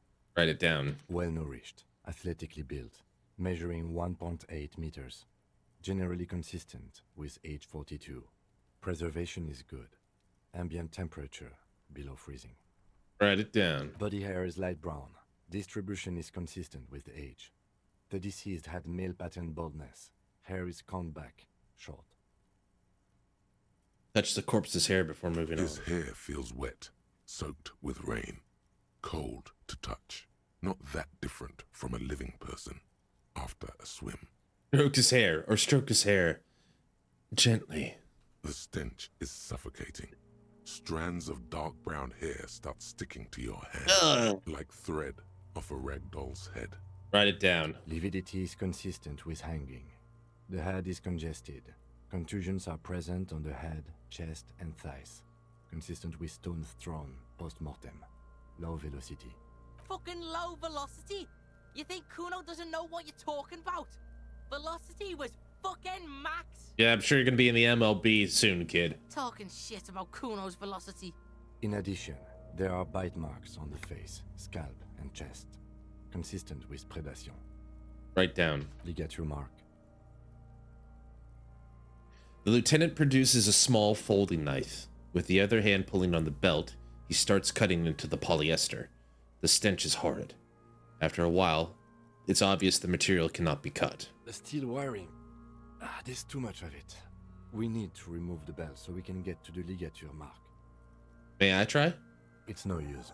We should get chain cutters. You can try with them. I have a pair in the toolbox of my kinema.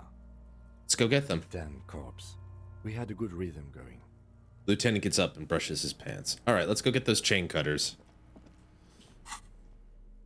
Something is talking to me. Oh, the notebook, right. Alright. Let's go grab those chain cutters. Because you had to have wire reinforced a wire reinforced cargo belt.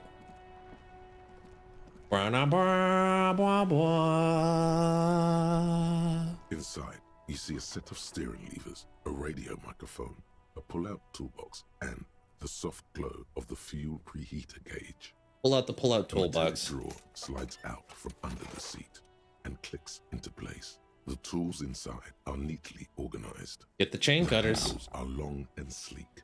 Snap, snap, go the cutters in your hand. The pull-out toolbox. All right, we got our toolbox. We don't need to hear this again. Let's go cut that belt. I guess this is my turn for round 2, because I'll need to do the cutting.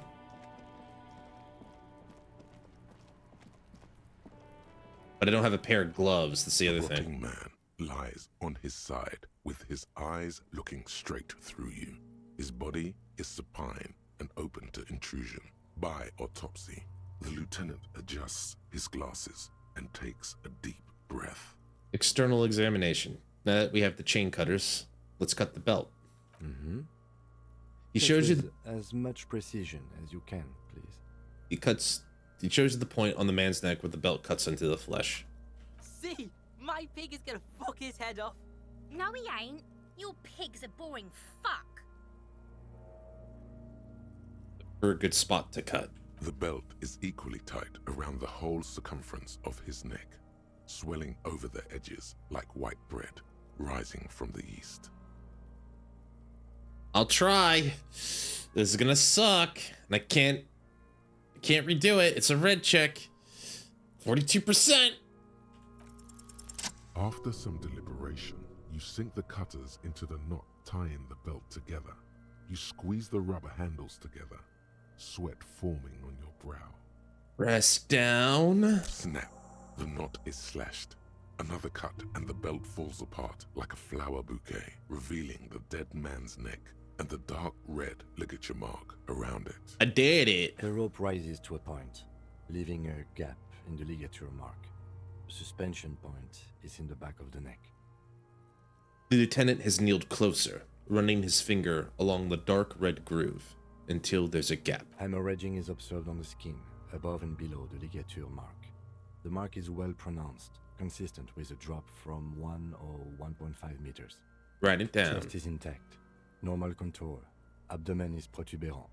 Pelvis intact. Genitalia. He pulls down the man's underpants. No! Let's get out and see! I fucking knew it! Monsters. Genitalia is male and unremarkable. No evidence of injury.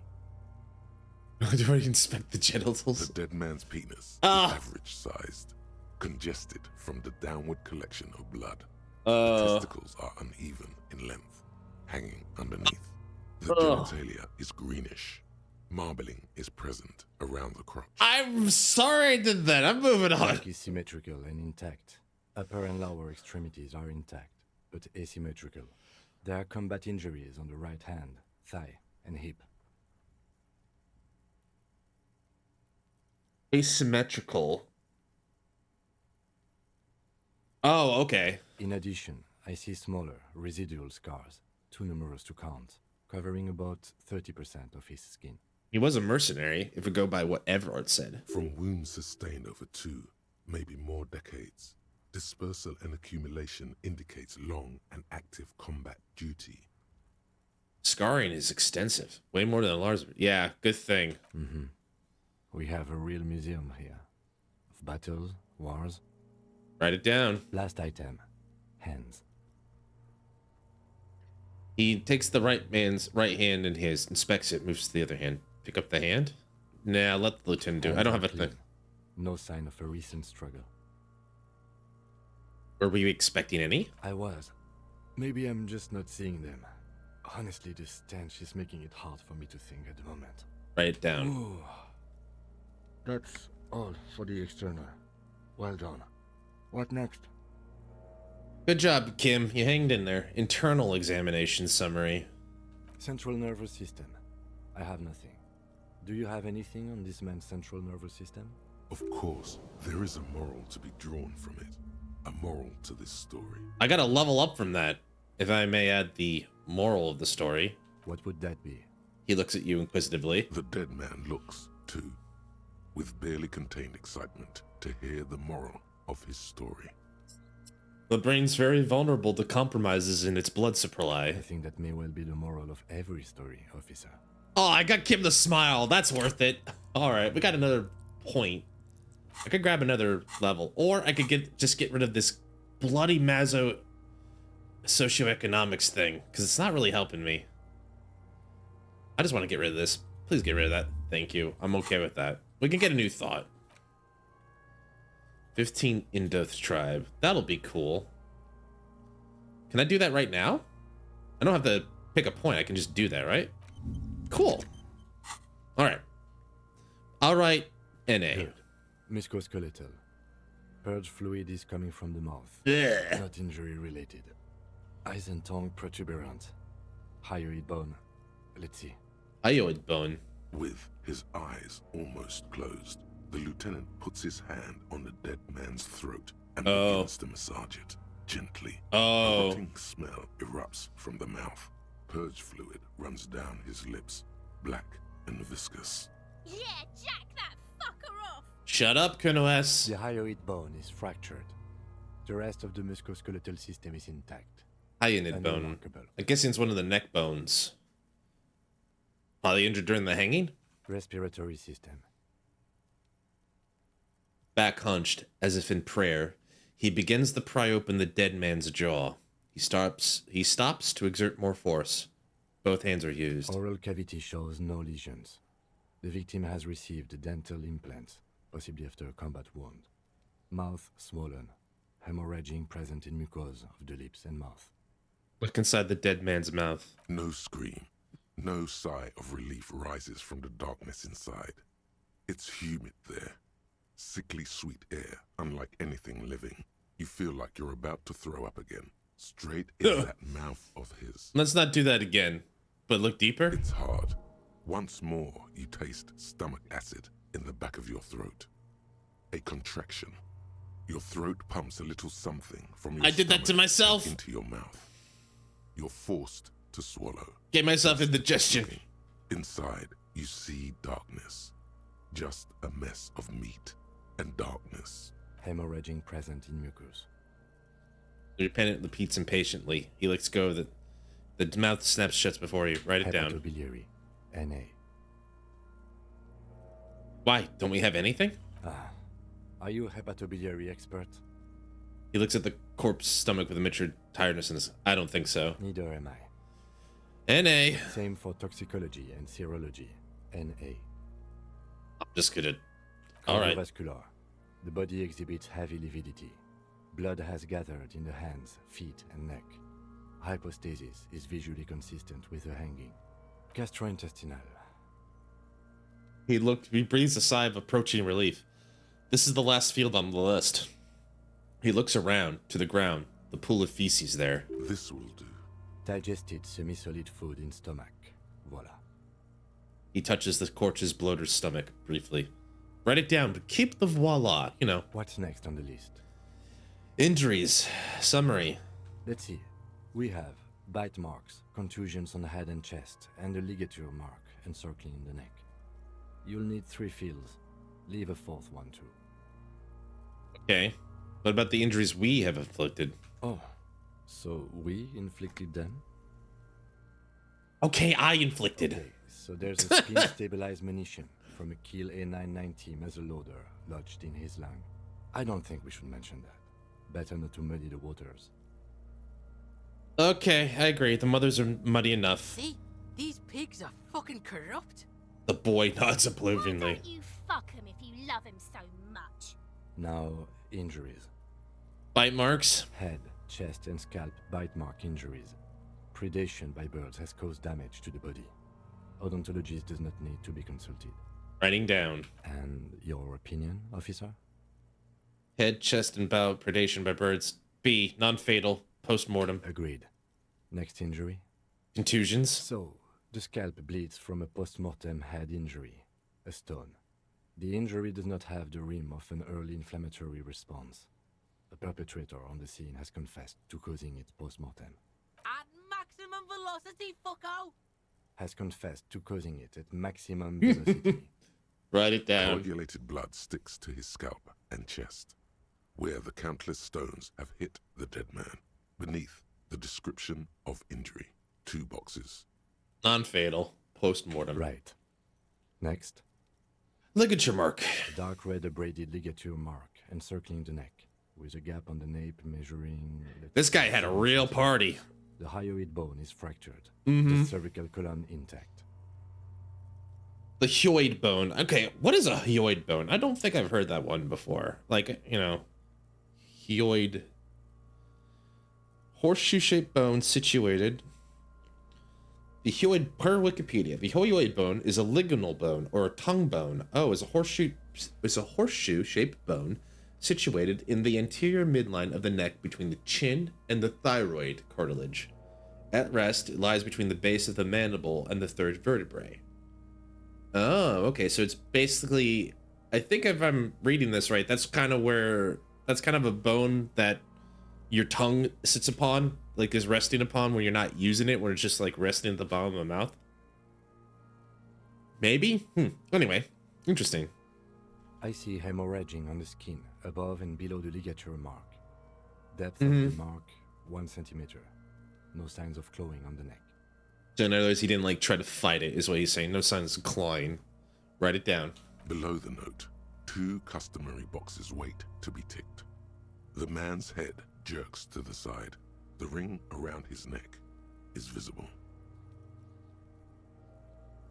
I think that would happen before. Was he killed before? I thought that...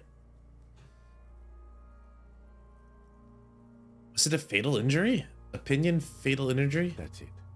We have established cause of death. It's not much, and it leaves much to be questioned. But it's a start. Let's wrap this up. I pronounce this field autopsy over. What now? Now we put him in a body bag, and I drive him to Faubourg for processing. Okay. The lieutenant looks at the dead man one more time, then at his notebook, then at the corpse again. I'm sure we didn't get everything. There's always something. Stop wasting time. You're smart. Establish probable cause. Oh. Well, let's try. Doesn't hurt. You run your hands over the victim's cold body, his limbs, his torso with its swollen organs. Maybe you should be more thorough. Nah, I'm good. The corpse seems to yawn contentedly, as though it's glad you've run out of steam. He's like, leave me alone. Do you think we missed something? I feel like it. There's something we're not seeing. Okay, well, we are in livor mortis here. He is disintegrating. We need to refrigerate the body if we want to conduct another examination, and we need to do it fast. Okay, where do we find a fridge for the body? Wasn't there a giant ice bear sarcophagus below? Yeah! We found a body fridge. Why, yes, there was. It was massive. So Red that... eyes glowing in the dark. Why, yes, there was. Now, detective, I've rarely been disappointed by the size of a giant ice bear fridge. But I think we should still take a look at it first. Make sure it's big enough before we carry him over. Let's move. With every hour, whatever we are looking for in the deceased will become harder to find. Alright, let's go check the ice bear fridge real quick. Thanks for the autosave. Appreciate it. I hadn't saved in a minute. We get out from here. I think we can just get in from here, couldn't we? Yep. I might want to turn this back on, but let's check the, let's just check this real quick. This orange machine is dead still. It has a hand-cranked ice cream churner and an electric freezer. The ice around it slowly melting. You slip your fingers under the frozen lid, but the ice is too cold for you to get a good grip. A pry bar would come in handy here. If you want to try again, then you need to have the... Okay, thank you. Thank you, game. I get it. I was just trying to be, like, more thorough. But anyway. This orange machine is heroic. No, we're not going to do it. We're not going to do that. I think we're going to... I mean, I could try, but I remember doing that. I just wanted to check. Let's go do what we got here to do. We're wasting time. There it is. Let's see if this guy will fit in the fridge. The bear's eyes are dead and empty. Ice inside the fridge slowly melting. The power has been cut off. What do you think of this fridge, Kim? Looks big enough for 2 corpses. It's certainly an eccentric choice, but it's more than big enough and cold enough. Honestly, it's perfect. All we have to do is plug the fridge back in. All right, we'll go do that. We'll go plug the fridge in for now. Where's my light? Which one was the one that connected to the fridge again? Both cables are unplugged from the breaker box. Somewhere, a machine hums along with the current, happy and contented. Maybe that was the bear? Guess we'll find out if I go back over here and the lights are on. The bear's eyes are dead and nope, empty. It's the other one. Okay.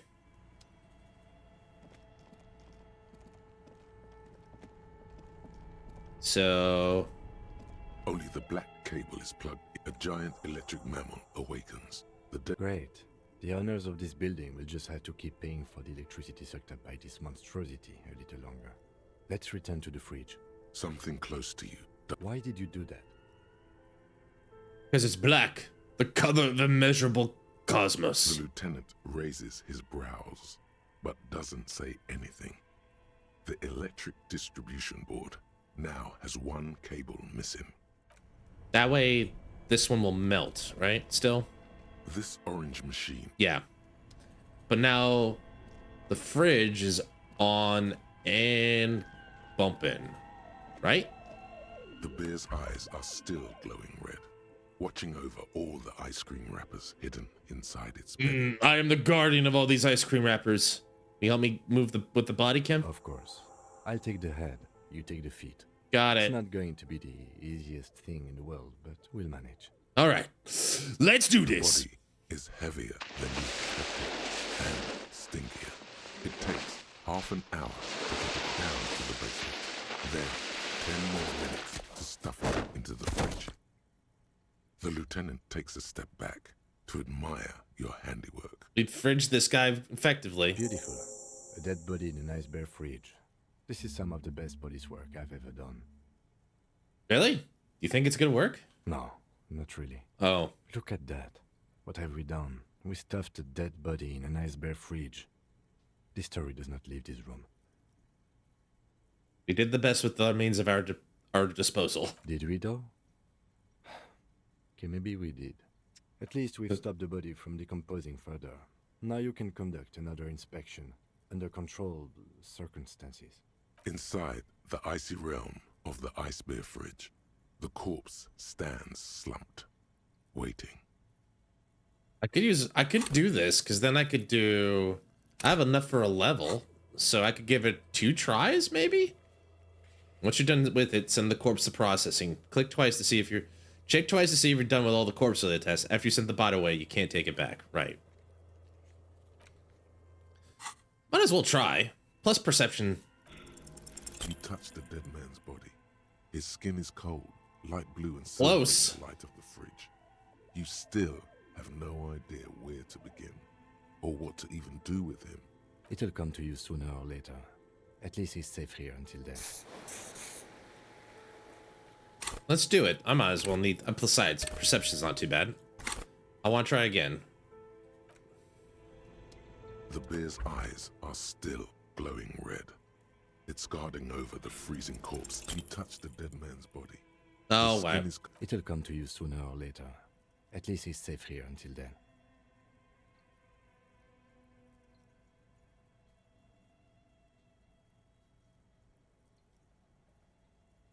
Do I keep it or do I bag it? What do you guys think? I'm going to put a poll up in 3, 2, 1. Because, like, at this point, I don't know if we want to keep going. We can probably just leave him here. Take the boots. Or give him a different thing. But Part of me is like, is there anything we can do here? Examine one of the ice cream wrappers? Sure. You got it. A friendly cartoon bear smiles back at you from a glossy cellophane wrapper. It looks nothing like the fridge or the decomposing body in it. I see. That'd also be more stuff for me to do. You know what? Let's bag it. I'm good. There's more than one lead here. Bag him. Take him away, Kim. If you think so, officer, I'm not going to object. I need a little help for carrying him to the holding pen of my kinema. I'll take it from there. You got a holding pen for bodies? There go those beautiful enamel boots. May they rest in processing. What should I do in the meantime? Continue working here. The locals, the case, or attend to your own business. I will meet you downstairs in the Whirling in Rags tomorrow morning, 7:30 sharp. Okay. This means Lieutenant Kitsuragi will leave the party until tomorrow morning. You're free to do side tasks and even the main case, though it might be more difficult. If you have nothing to do, read books or sit on the bench on the plaza. All right, bag the corpse and drag it to the motor carriage. Oh boy, bag it, bag him and tag him. Tag him and bag him. All right. And with that, Kim's left us. Our boyfriend's left us, boat. We're all alone in this. But there's things to do. I could probably sell this vintage model. That could be something we could do. We can try to find some oil for that. I do want to check this out real quick. You take the legal documents out of the envelope. A 12 to 40 month construction period and the zoning plan in the addendum. Look at the zoning plan. The youth center cuts into the ocean like the bow of some great modern ship. Apparently, it's going to cover most, if not all, of the street and the square between the existing houses. It's 3 stories tall. That's big. It's going to be awfully close to the already existing buildings, almost wall to wall, practically integrating them into the youth center. This is either an ominous or cool architectural choice. Hard to say. Sounds like a real estate development scheme. My money is on cool. Looks like a cubic pyrite. Okay. Try to find a loophole in the deal. There is no loophole. The simple truth is the current residents are going to lose their street access, and for the next 12 to 40 months, their lives will be dominated by constant construction noise right next door. And what are the ramifications of this? Once the construction starts, it'll probably take a few months, a year maybe, for even the most stubborn occupants to get tired of living like this. After that, they'll sell their property for cheap and move out. That's terrible. Poor people. Can't I do something? Well, you could trick Everard. Get some random people to sign the document. By the time the union boss finds out, your business here will be already concluded. I can commit fraud. Best cop. Best sad cop you've ever seen this side of Revechol, I'll tell you what. Alright. Get 2 signatures from Everett. Get Isabel and Lily in the nameless fishing village down the coast, or once mail the document, or find someone to sign the docs instead of the intended signees. Alright, well, we got some time for day 2. I could go read a book. We could go read a book. What else can I do? What? The special borscht. We could do that. We could try to find... We could try to pawn some stuff off. I'm gonna do the pawn first, just because I want to see if, like... I can get some idea there. Well, here we go. Committing fraud again. Isn't just what we do here, Cass? Jail and fraud. That's the SS Mercanuous way. Anyway. Hey, Mr. Man. I might have something you might be interested in. It's an antique. Hello, hello. Let me know if I can help you with anything. I wanted to ask about my missing gun again. Sure thing. Nothing. Sure, man. Sure, man. Sure. Let me have a look. Anything else you're thinking of selling? Do you think about this? That's a good one. No, that's a keepsake. I'm not getting rid of that. I'll pawn that. $50? No, I ain't getting rid of that. We still want to do that. I don't have anything to sell at the moment. All right. There was something over here, right? Wasn't there? Like a check? You see rows of toy soldiers interfacing. The rest of the trinkets. Right. All right. Well, we'll let the guy live to his flashing lights. All right. About $30, which is good. That means we won't get kicked out of the Warling and Rags tomorrow night. Banana, banana, no.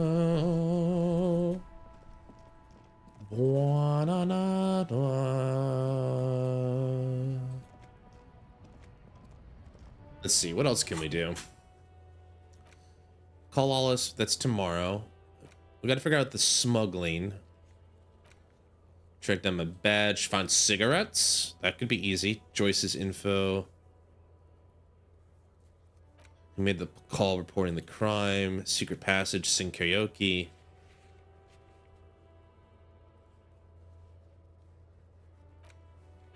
Track down the gun. Oh yeah, I was going to the smoker today, right? So sometime after 9. Okay. We've got a lot more done. I guess I could do these up here. That could be my best bet here. So let's go do that.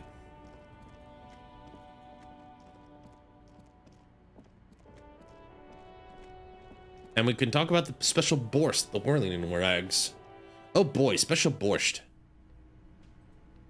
Oh, you know, I didn't talk to this fellow either, I don't. Oh. That sugary black rum stain on the counter makes you teary-eyed with joy. It's almost touching how syrupy and sticky it is. How long have you been up already? 2 hours? An hour would have been bad. 2 hours is mystical. You have truly wiped out all trace of yourself if you haven't thought about rum and lemonade yet. Should I be thinking about this? Looks like drinking hasn't turned out too well for me. Maybe you haven't turned out well for your drinking. Have you thought about that? Get a goddamn rum and lemonade to yourself, boy. Or better yet, lick that stain off the counter. Not licking that. What happened, man? You used to be cool. Go get your boring normal person drink then. Then licking the floor, licking the floor, the table would make me cool. Go well with those cigarettes. That's a great combination. It's all about money, you know. Can I have a rum and lemonade, Gart? Hi, Gart. Can I help you? I need a drink. Can you pour me one? Do I have a shaker in my hand? Is this a shaker? He points to his empty hand. I mean, technically. It's not a shaker. It's nothing. He's holding nothing. It is but an imitation. No, there's nothing there. Am I wearing a little bow tie? Am I wearing a bow tie and doing this? He shakes the imaginary shaker, shaking furiously. Am I smiling? Do you see me smiling and shaking my little shaker? No. Do you know why? Is it because you're not a bartender? That's right. I'm the cafeteria manager. I'm glad we cleared that. Is there anything else? No. Play it calm. This man needs to understand you need a drink to help the community deal with police stuff. I want a fucking drink, asshole! That's calm, right? I want a fucking drink, dickhead! Alright. You don't understand the seriousness of the situation. I'm an alcoholic. I need my fix. I'm an alcohol-operated detective. If you want me to clean up the dead body and solve the case, you need to insert alcohol into my mouth. And something else I had in mind. What do you guys think? I'll throw one a poll for that. Also, ads are running. I just realized maybe I should go take a quick toilet break while we wait for the ads. Oh, this is silly. Ah, silly. Alcohol goes in here. You gotta hit him back with, can you manage to get me a drink? Good one, Cass. Good one. All right, I'll be right back. Don't go anywhere. I'm just gonna let the ad break run real quick. I'll be right back.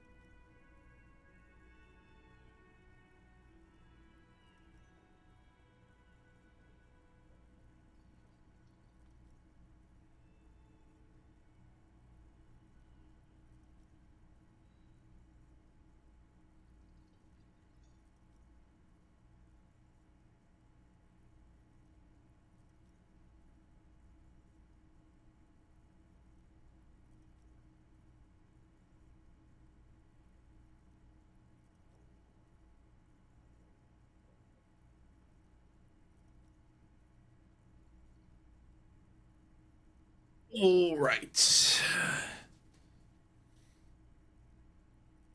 This. All right, so they're all kind of funny. Don't know which one to pick. I want a fucking drink. You don't understand the situation. I'm gonna do that one. Thanks, Cass. Like Gart, I don't think you understand, buddy. I'm an alcoholic. I'm an alcoholic. Even more reason for me not to serve you, sir. Was there anything else you needed other than alcohol? No. Welcome Just back, a everybody. moment. The old woman turns back to the cafeteria manager. And there's no public phones nearby? The closest phone booth is down the coast. Sorry for the inconvenience, ma'am. The cafeteria manager appears genuinely apologetic. It's fine, I understand. Thank you anyway. I'm glad to see you again, dear. She turns back to you with a weary smile. Good day, ma'am. Everything all right? Please don't trouble yourself about me, sweetie. I was just hoping to make a call, but the Whirling's phone line isn't working. Oh, no. The union office probably has a phone, but I can't really get there. Or to the phone booth down the coast. And Gary's phone is dead, too. Wait, what's wrong with the phone line? The manager was vague about it. She frowns. Why did you need to use the phone anyway? To let the young woman who's house-sitting for us know that we may be delayed. Morel, my husband, and our friend Gary were supposed to get back by Monday night, but they're still missing, and I haven't heard from them. I was also hoping she'd heard from Morel. She looks down. A little missing persons puzzle might just be the thing to take your mind off the hangover. Okay. Thanks, Cass. Thanks for stopping by. I'll see you in a minute. I'll see you in a bit. Okay, I'll bite. Has your husband gone missing before? That's just it. This isn't like him at all. He always plans his expeditions so carefully. Is this his 33rd expedition? A cold breeze hisses through dense thickets of reeds. Something sweet in it, somnolent. A damp chill goes down your spine. When you look around, you're still in the whirling in rags. Oh, do you hear that? It's the voice of the city. But you have more important things to worry about. She glances out the window to the bay. What is this expedition your husband was on? Just some field work, sweetie. Morel is a highly trained scientist. He and his assistant Gary are studying an extremely rare species of insect. But they should have returned by now.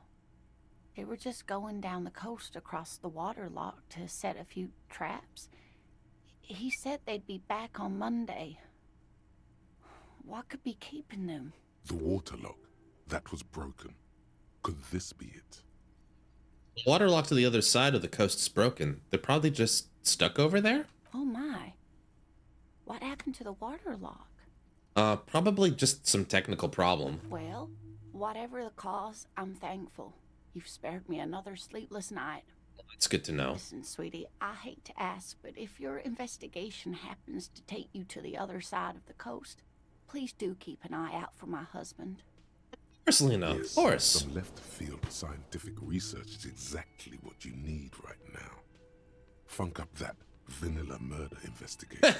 And if you see him, let him know Lena is waiting for him here at the Whirling. He gets so tangled up in his work that he may not know the waterlock's been repaired. And it's cold out there. If I see him, I'll let him know you're here. When or if I get there. Oh, you're such a dear. Thank you, sweetie. What's about this rare insect you're looking for? Oh, sweetie, it's fascinating. But I shouldn't bore you with entomological minutiae. No, I just want to hear about the insect a little bit. Well, it's a phasmid, technically, but... Ah yes, Phasmatodia. A diverse group of insects whose bodies resemble twigs, leaves, that sort of thing. Ghost insects, colloquially. Where other phasmids imitate sticks or leaves, this one's a living reed. It disguises itself among the reeds here on the Insulindian coast. Hence, it's named the Insulindian phasmid. Perhaps you'll end up co-discovering it with us, officer. She looks you in the eye and nods thoughtfully. There's a touch of awe in the way she enunciates the creature's name. Is it dangerous? Not at all. Why else would it hide itself so carefully? What makes you think the phasmid's around here? Well, some teenagers making out in the reed saw one. They didn't know what it was, of course, but there was a brief article in a local newspaper about their encounter with a ghost insect that looks like the reeds. Gary sent us the clipping. So a newspaper clipping is all the evidence you have? Of course, most phasmid sightings turn out to be false alarms, but their description matched the Insul Indian phasmid perfectly, and they didn't even know what they were looking at. Is it valuable? Oh, I doubt it. No one gets into cryptozoology for the money, sweetie. I see. Okay. So what's so special about the stick bug? Oh dear. I'm afraid I'm not explaining this very well. It is very special. The woman's face flushes with embarrassment. Morel can explain it all much better. Okay. I wish you could hear him describe it. Then you'd understand, I'm sure. That's all for now, ma'am. Gart, what's wrong with the phone? Can I help you? No, I'm good. You mentioned something's wrong with the phone, but what? Well, either way, let's talk to the Borscht man. A thin man is smoking below an exhaust hood, occasionally sipping from his mug. This must be the Whirling's cook. And he definitely looks like a cook to me. As you step in, he nods toward the table and says something in a completely foreign language. The only words you can make out are Garancy and Kubek. Garancy Kubek. Okay, it's definitely not his name. Whatever you do, please don't call him Garancy Kubek. Please. It's not funny. No, Gorsi. Mr. Kubik. Hello, sir. Got time for a few questions? The man puts his cup down and replies something, his left hand drawing arcs in the air. You know what's behind the door? He looks up at you, then looks away quickly, shrugging and muttering something to himself. Shrugging is an international sign for, no, I don't know what's behind that door. Leo said you're friends with Manana. Is that true? The mention of Manana gets his attention.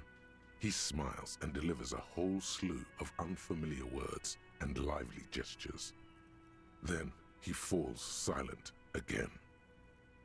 What is in that borscht you're making there? Points to the large pot. The man says a couple of sentences in that strange language of his, and then seems to wait for you to speak. I'm pretty sure he asked you a question. He doesn't know your language. You can just say something cool in return. Mercury rising. Borscht need more vodka? He picks up a bottle from the shelf. Of course, vodka. Now that makes a very, very special borscht indeed. Turn it up and then ask for some yourself. Turning it up seems like a dangerous idea, honestly. The place is a powder keg. Sure, turn the vodka up. He smiles, nodding vigorously, then pours half a bottle of vodka into the pot. With a whistle, he stirs the brew. Could I have some of that brew, Gorsi? He smiles and nods enthusiastically, and, chattering away in his language, ladles some brew into a small thermal cup. Cool. Then hands it to you. You got some impressive pots there. He smiles and bangs his ladle against each of his pots in turn. It's almost like music, especially with the sounds of assorted dishes boiling and simmering on the stove. I don't think I need anything else. Stay masculine. Man, I got a lot of stuff from that, including substance of use effects, morale, and physique. Interesting. Does that count as drinking alcohol? If I take it, find booze and drink it.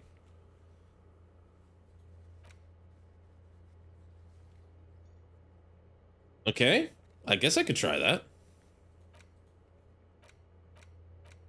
Which one? Oh, the special borscht. I finished the special borscht quest. I got a level up from that? I did. Cool. All right. Well, first of all, bottoms up. Where is it?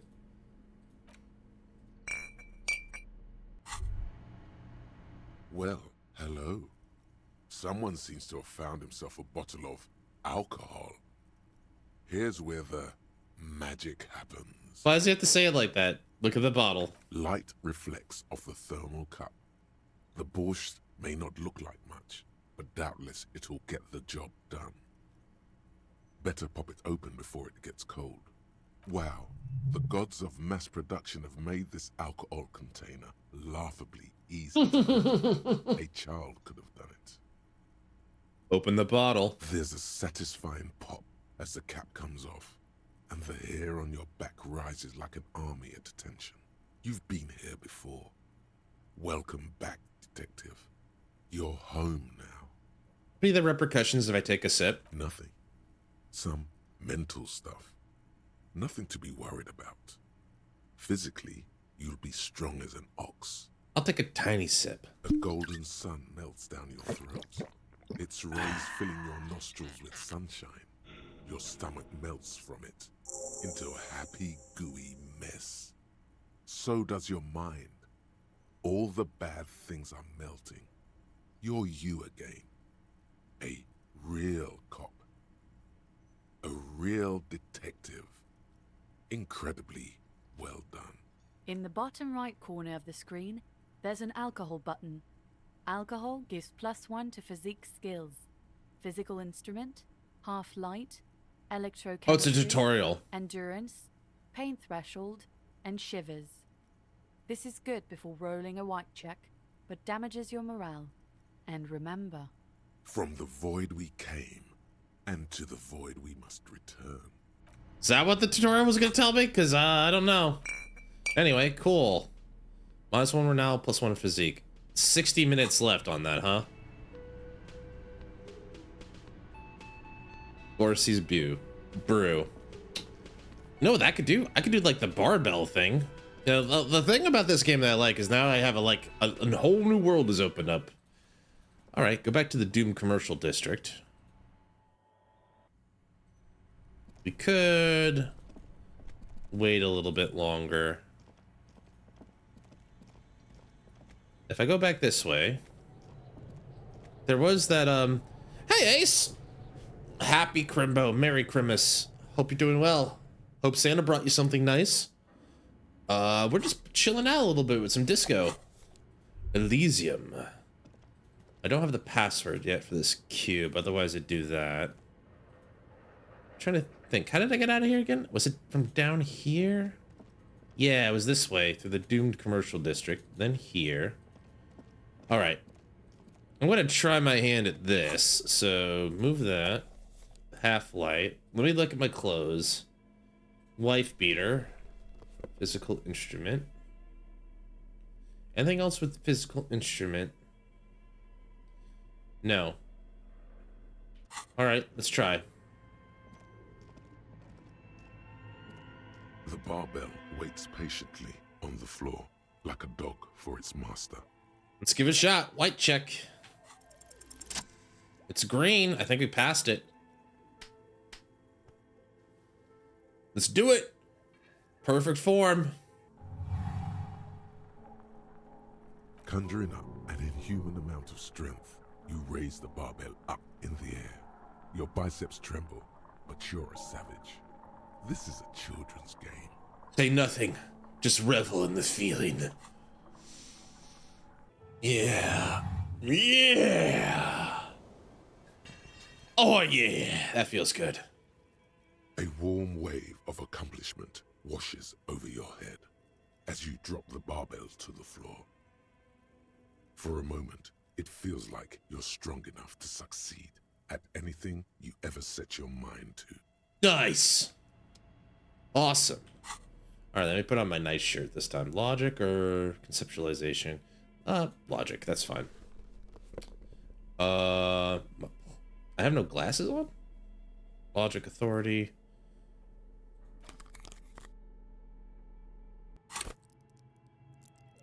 That's fine.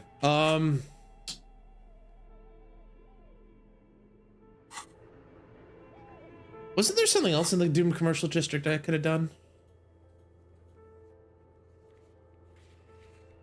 Oh, it's Renee. Shivers, legendary. Well, we can probably check that one again because we have a change to our physical. Let me get the light out.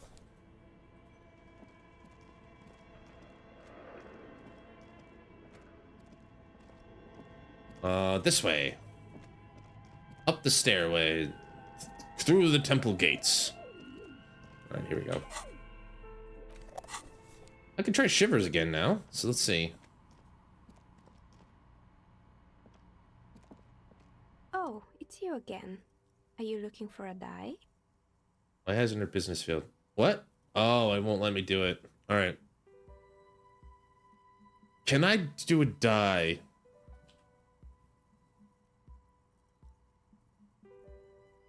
No, I'd rather not risk it. Sorry, I'd like to, but I can't. Let me get that light out. There we go. Hope everyone's having a fantastic holiday so far. I hope you really are. So we need a password for that. I'd like to get the password for that. Oh wait, maybe I do have the password for that? Wasn't it on the is it on this? The note is written with a blue pencil on a piece of lined office paper. The kitchen magnets have left spots on its surface. Someone has scribbled, S. I can't believe the offsite. You'll find the filament memory with the offsite copy in the frozen ice cream maker. Please take it home, ASAP. It's important. I'd do it myself if I lived in a civilized place with a freezer. Take care, Sully Swaff. No, that didn't have the actual password in it, did it? Was there something I missed in the writing? This old fireplace is... The whole thing resembles Cadran mosaic tiles. Very pedantic. No? Is it here? Your flashlight, some of the writing... No, it did all that. Alright. What would be the password for the filament? I wonder. Well, with that being said, we got rid of this. So now... Oh, what's going on? No Sane ever would ever put their head into such a machine. Oh, you mean this? Oh, the hairdryer? Yeah. Man, I remember seeing those when I was a kid. For sure. What we have here? These shelves are overburdened with books from the same series. You see the name Dick Mullen over and over. Look through the display of books. Crime fiction is a disgrace. An asinine misrepresentation of the physical attributes of the arduous everyday work of actual police officers. These books greatly overstate the excitement of police work, glossing over how long it takes to actually follow up on leads and eliminate dead ends. Furthermore, they have no idea how hard it is to simply remove a body from a tree. Oh yeah, no way. What's more, they completely ignore the psychological hardships of year after year coming into contact with people during the worst days of their lives. Oh, that's an interesting thought. Yeah, usually if you're a detective, especially in homicide, you're dealing with people who are not having the best days. Yeah. Not a single mention of all the stress this work creates upon the officer's family. Detective fiction just doesn't tell the truth at all. Now, would you like a list of all the books found on the shelf? Sure thing. You see, Dick Mullen on the job. Get Me Mullen. The Stalwart Adventures of Richard P. Mullen. Dick Mullen and the Murder in the Orchard. The Sordid Affair of Dick Mullen. A killing is declared. Dick Mullen in the Murder House. The Final Case of Dick Mullen. An obvious lie. Right. Dick Mullen in the Clock Tower. The Ordeals of Dick Mullen. Right. Dauntless Dick. Dick Mullen's Funeral Pyre. The Murder of Dick Mullen. Wait, Dick Mullen dies? Oh no. Turns out he faked it to solve a case. Classic Dick Mullen move. Are there any more? Yes. There's also The Dame Who Did It. Farewell, My Mullen. Faking death seems to be a common trope in the Mullen series. The Morbid Tales of Dick Mullen. A dark tide turns. Tragedy calls for Dick Mullen. Another one with fake death. And course, Dick Mullen, the murderer. In order to catch a murderer, Dick Mullen must become the murderer. He must become that which he hates the most, which is murder? After all this, you still haven't found the answer to the one question that matters. Who is Dick Mullen? I guess we should find out, right, Boat? All right. Who is Dick Mullen? Your attempt to grasp at the answer fails. It seems very close by, pulsating just out of reach. Starkey, what's with all this crime fiction? Oh, crime, robberies, murders, even sexual crimes. Sexual crimes? Have Dick Mullen and his stories to sort all that out. You're a police officer, apparently. You should buy all of these. They really do teach a person how to be a proper detective. To take offense to that. Note, reading about Dick Mullen would not actually make you a better detective. Leave. Also, should I take offense? I feel like I should take offense. Anyway. Shelves full of biographies of famous people, whoever they are. Okay, I did this before. Anything of note on this shelf? I would say The Greatest Innocence. Yes, most certainly. It's an important educational tool, delving into the depths of history, religion, and their relation to innocentic power. Who or what is an innocence? A very influential historical figure. But surely I don't have to tell you that. You're a law officer, and law officers have at least some education. Okay. The book is also very daring. The author aims to re-examine the universal understandings of the innocentic system, creating a fresh vantage point and a shift in the tired order of things. So, you recommend it? Certainly. It's prudent for a person to have at least an elementary understanding of history and society. Imagine the chaos we'd be in otherwise. You feel like you should get this one. Definitely. It's important somehow. There's something personal inside. Okay, it's 470, which means I would need at least another 270 to tomorrow somehow to do it. I think I can do it. Sure. A true cultural touchstone. Enjoy the read. Thank you. I'll take a look at it on the bench, I think. You know, she seems like a history buff. Maybe she knows something about these tattoos? Hello again, esteemed officer, and welcome to Crime, Romance, and Biographies of Famous People. I had a few more questions about the curse. Please, only a few questions. You wouldn't Never. want to disturb the spirits. Nah, never mind. The woman before you scans the store, her shoulders rigid and tense. Every now and then, she nudges her glasses. Farewell for now, book peddler. I guess I'll read this. Use the interact button. The Greatest Innocence. We'll take a look at that outside. I was hoping I could talk to her about something with like about the tattoos, but it's fine. Maybe the old men know about it? Hey guys, hey fellas, can I ask you a question? I have really outdone myself. This is divine. What kind of sandwich you got there? Yes, that's what you need, Gaston. More padding on that fat arse of yours. Damn. Your heart gives out. Damn, Renee. Renee, it's a little pleasures. Life doesn't need to be a struggle. Hello, officer. How might I be of assistance on this fine day? Gaston, do you know anything about that dead man? Let me think. I heard someone was hanged and left on a tree for a week. But that's all I know, really. Nothing? You know absolutely nothing. No, I'm sorry. And I really would like to assist. You are a good guy, officer. I can see that. Trying to see who I could ask about this historical context. You wimp. You have plenty of shoulder with the ghost caviar in the Union. Someone must know something. He means caviar socialists. Oh, gauche caviar. I wish I could, but I just don't know anything. I always keep my nose clean and don't gossip. Everyone knows and respects that. Odd. He doesn't seem to be lying, but there's something off here. Sounds a bit like you're holding back. I'm not even anyone. Of course he's holding back. His mouth is so full of Union prick he can't even speak properly. Are you two friends? I don't know if you guys are friends. It feels weird. Can I at least finish my fucking sentence before you piss on it? Is that okay, René? I'm not anyone important in the Union. I just know Evrard.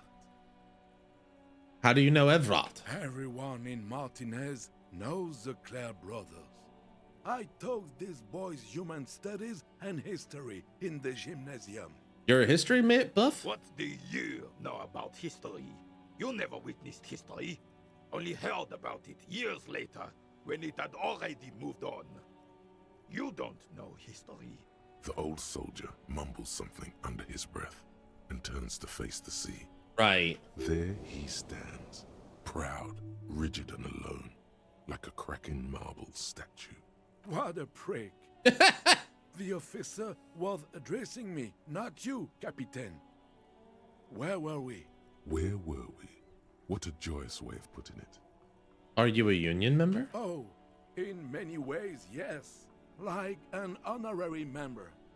I attend meetings and parties, help with little things. Evrard, Edgar, and the older debarders all know me. So you're not an actual member in many ways? I want to be nice. Oh, yes. But you're not an actual member. Not in the technical sense. I see. I don't have a vote or a membership card, but Evrard keeps me on the payroll. Just for the real things. Interesting. So that's what it was before. Him hiding something. He tries to make it look like he's a big deal in the Union, and now the illusion is disintegrating before your and René's eyes. He doesn't know anything, because no one tells him anything.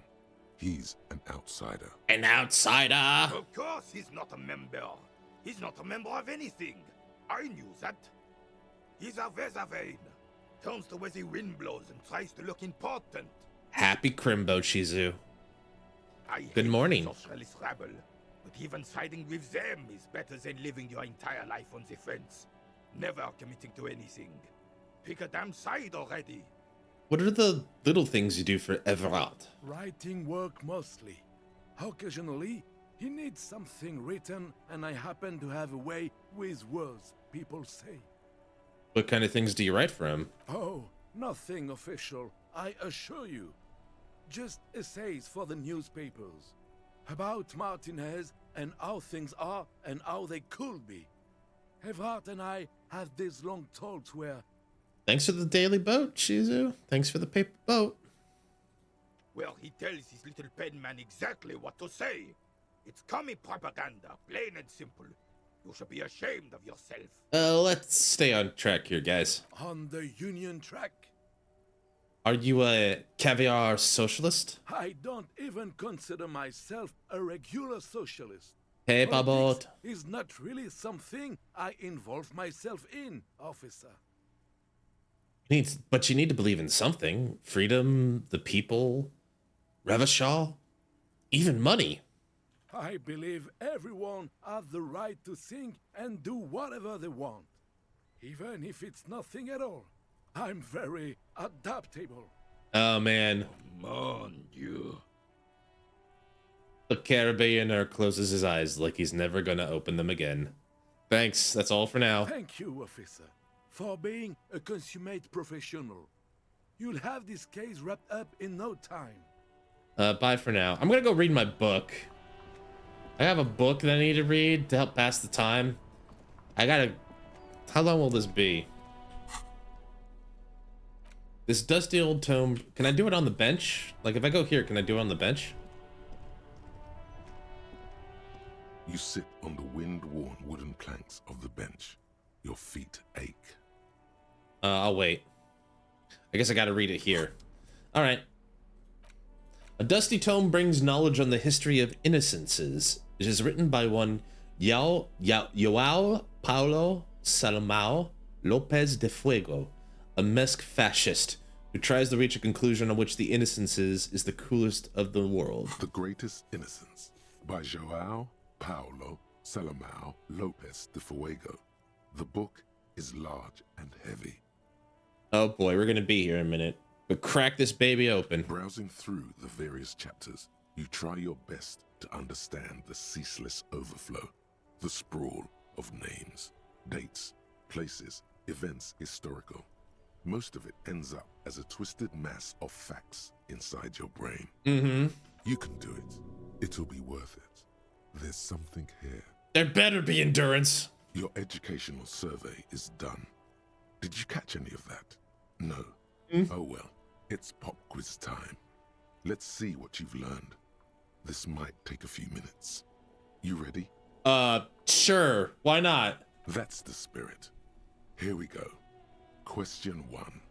Who was the first innocence? I have no clue. Oh yeah, this is what I was made for. So? Alright, give me all the hints you got. A pop quiz is a short examination designed to test your knowledge without any prior warning or announcement.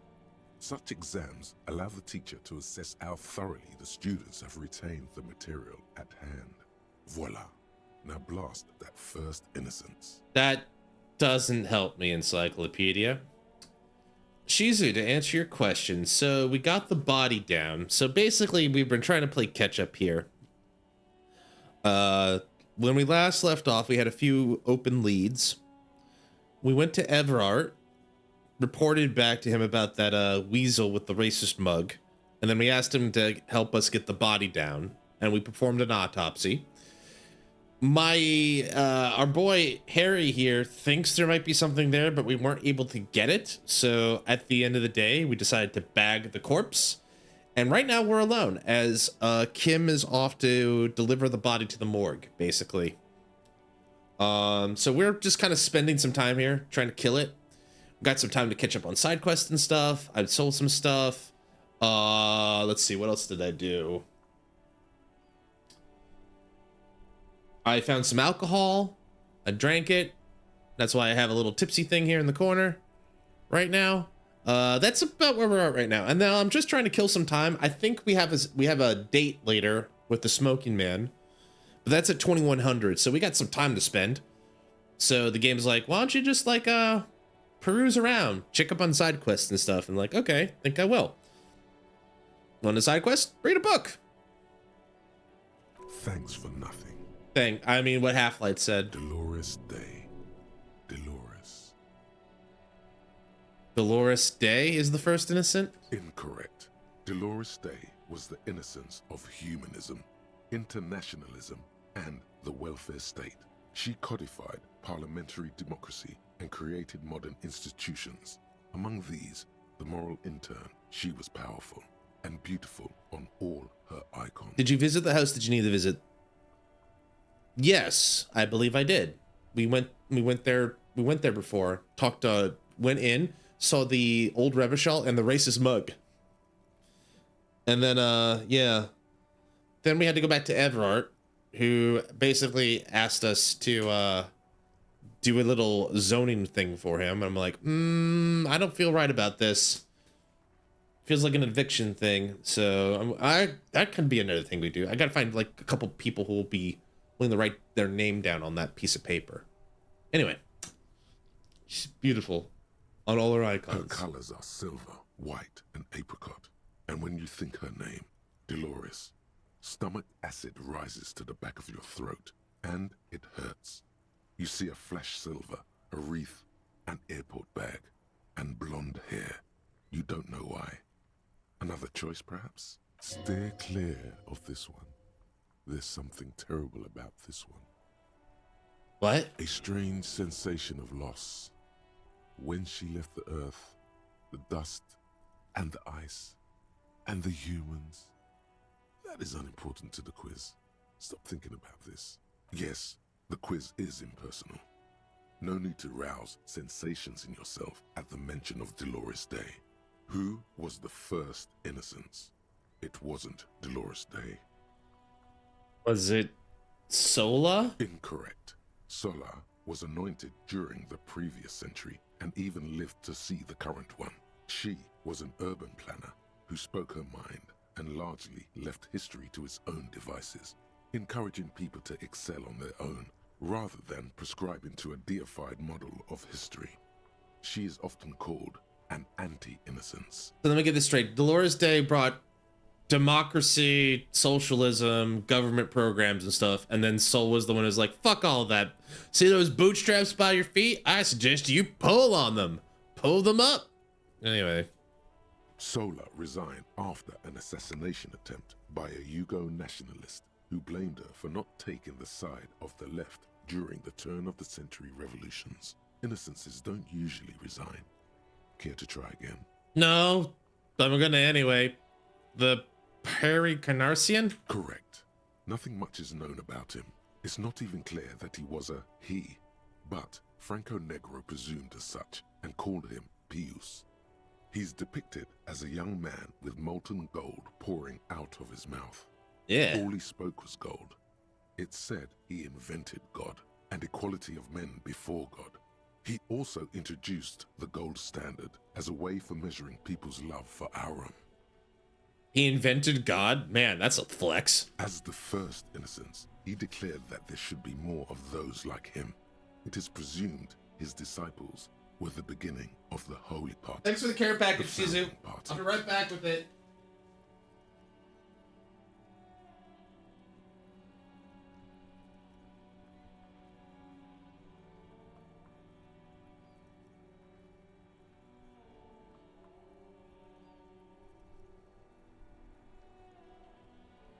Sit down.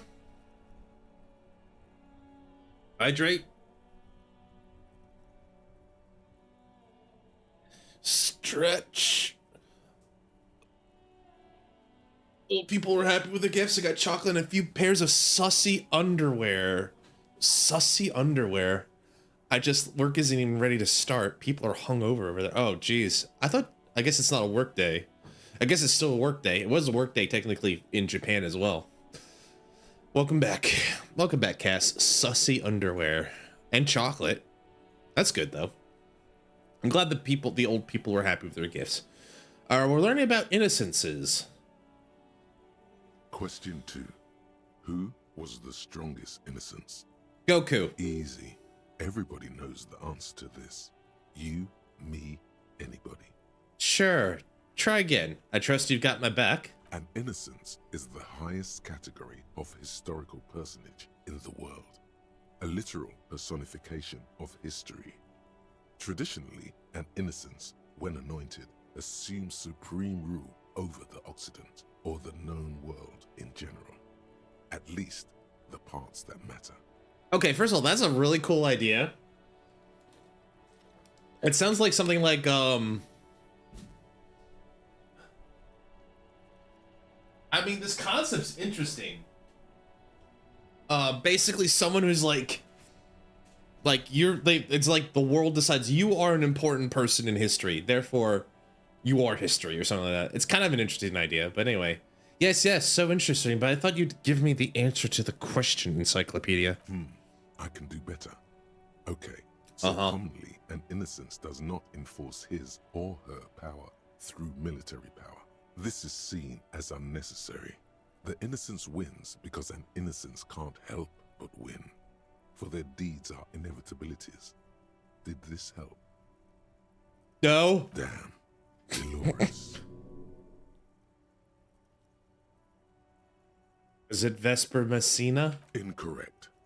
Vesper Messina is not a person, but a defunct state on the southeastern coast of the Occident. It used to take up most of the peninsula before separating into the republics of Vesper and Messina. Care to try again?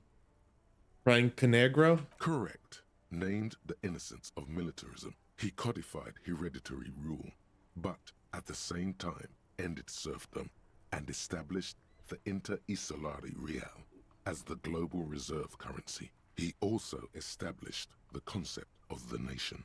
Like nations didn't exist before him? Is that what you mean? Franco Negro attempted to solve the rising tensions between the aristocracy and bourgeoisie by building a unified society in which every man has a place and a mission, but at the same time may rise to nobility provided on the strength of his virtue. Aristocracy, bourgeoisie, aren't they both elites? I noticed that there's like no laborers in that equation, but okay. Question 3. Who was the false innocence? Got it under control. No problem. Solid on this one. It's widespread historical information. You gonna be helpful this time, Encyclopedia? I could use a hint. Yes, there exists a group called the Founding Party, known as the Holy Party, during the time of the Pericarnassian. This, the world's oldest international organization, spends its time in search of either the re-emergence of the innocents or new members. There seems to be a mix-up with the sources. It's not my fault. Right. At least it clearly wasn't Dolores Day. She wouldn't be false. She's beautiful. Dolores. No, stop thinking it. I said it wasn't her. She was true. I'm gonna take a wild guess. Stefan the Despicable? Incorrect. Stepan the Despicable, regent of Kedra, was a ruler who conquered the known world during the Kedriatic conquest, instead of the despotic Erno Pasternak. Would you try again? Would it be Erno Pasternak then? Correct. There have been a number of counter or false innocences, some assumed to have innocentic qualities, some who just thought so themselves. Occasionally, they have the support of my eyes are going crossed. Organization, and accusations of foul play have arisen. Why did I pick up this book? The most famous and important of these was Erno Pasternak. He was into torture, despotism, hymns, cannons, and world conquest, but got defeated and humiliated by Stepan the Despicable of Kedra. I never thought of part of history where like someone called something the Despicable was actually the good guy. Final stretch. You've come so far and learned so much. This is the most important one. Question 4. Who was the greatest innocence? The most important of them all. The most precious to humankind. I've got it. Honest. Okay, are you sure this time? I'll bite. Hint me. Of course, this is my thing. The reason I exist in this world. The correct answer is Franco Negro. You're absolutely certain? Zero doubts. While it was actually her. Yeah, I think from what I heard, if I was a human being, Dolores Day would be the one I'd pick. Correct. The Mesk might see Franco Negro as the father of nations, but as of this century, there's been a great shift in attitude. Dolores Day has become widely regarded as the greatest innocence. A most radical change to the whole fabric of the world. Everything from inter-esolary travel to the connected world to 3 consecutive scientific revolutions can be traced back to her. Every decade that passes, she seems less human somehow, and more beautiful, and more beautiful, and more beautiful. Congratulations on finishing the test. The results and your subsequent grade have been calculated. You get... I'm gonna guess I'm getting an A. A D. Not particularly remarkable, but technically a passing grade. Not that anyone really expected better. Hooray! You would have done better if you just left Dolores Day for the end. Dial the Dolores Day down a bit. Damn you, you arrogant book! You are shouting at an inanimate object, like a real weirdo. No wonder you seem to have trouble with the right answers. Okay. Okay, well we didn't spend a couple hours reading that book, so that was good. Let's see.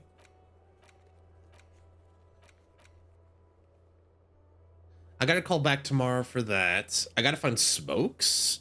I can continue to try Merc got the D. Sure did, Cass. Track down my badge.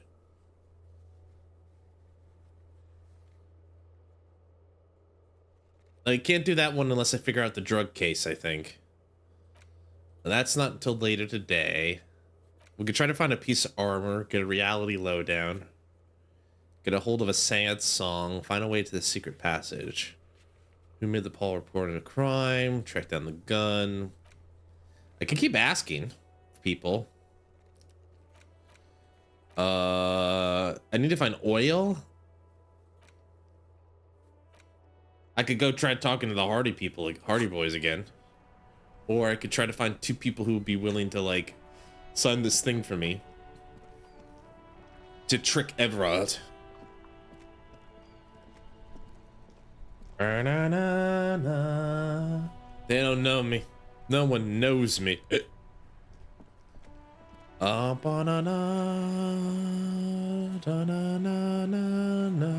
could always just cheese it, I guess. Go sit on the bench for a couple hours. Oh. Back. Whoa. What have we here? A bridge? A bridge with loose nails and rot-infested wood that creaks in the wind. A construction code violation if there ever was one. Let death come. I am a Revecholian badass. I guess I'll just have to take my chances. I'm a badass. I'm a bad man. I'm a bad man. All right.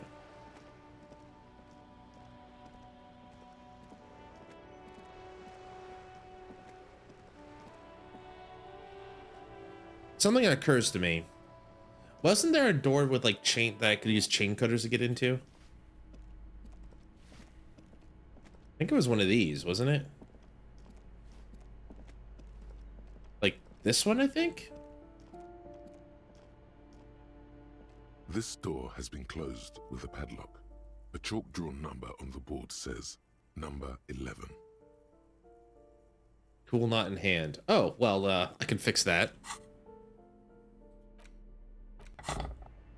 This door has been closed with a padlock. A chalk-drawn number on the board says number 11. Well, I'm not gonna still don't have a good chance, but let's roll them bones. What are you doing?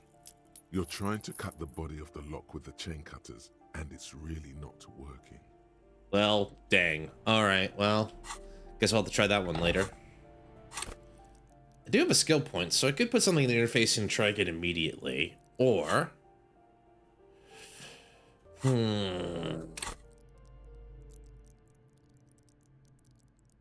Let's check the map. What are some white checks I can open up again? Shivers, conceptualization. Conceptualization apparently is a couple of ones, although some of them I think we don't really need to do. Perception. That's done. Shelf of crime novels. Padlocked door. Let's see here. Trash container? Don't remember that. Electrochemistry. Well, Rhetoric could be fun. Rhetoric could be fun. Actually, can I do that one? Those on white are available to try now. I can go back to the door already? All right. I'll try that again. Let's see if I can get the container to open for me. That'd be fun. Right. I need to figure out, can I get over there somehow? Can I get in there from here? Is there another, like, door or ladder I'm not aware of?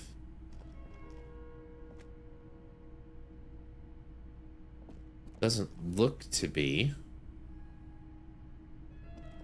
Okay. Kind of curious how to get up there, but we'll figure it out. Do. All right. Anyway, let's try to focus. Hello, you two monsters. I know against my better judgment. Trying to sneak up on me again? Trying to snuff me out? Get away, pig! Yeah, I don't know what I was expecting, to be honest with you. Don't know why I bothered. Like I expected a better result or something.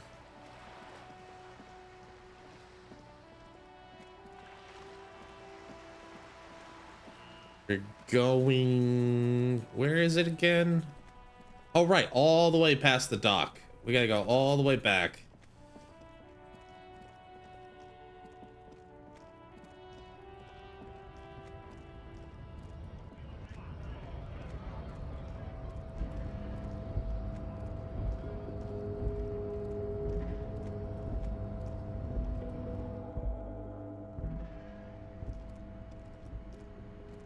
So if I can get this open, I wonder. I don't know what is in there, but hopefully it's like something really, really, really cool to make it worth the impossible level of rhetoric I need. Plus, it'll make me look really cool. I can open a door with my mind. You're back before the cargo container. Its drawer has not lessened since you were last here. If anything, it seems to have grown slightly. Oh my. Hey there, sugar. The container door appears unmoved by your attempt at flattery. Come on, don't shut me out. Let me in. The door does not respond to your advances. Is it possible that it seems somehow more closed than before? Oh. You attempt to turn the handle, to no avail. The doors seem to be mechanically locked. No reply. Did I misread that? Maybe I could have gotten a chance. Maybe now. Oh well. The mirror, the novelty dice maker, Shivers. I like Shivers. Shivers is another one of those that just has so much good writing behind it. Yeah, a lot of these I can't really do anymore either. Let's see.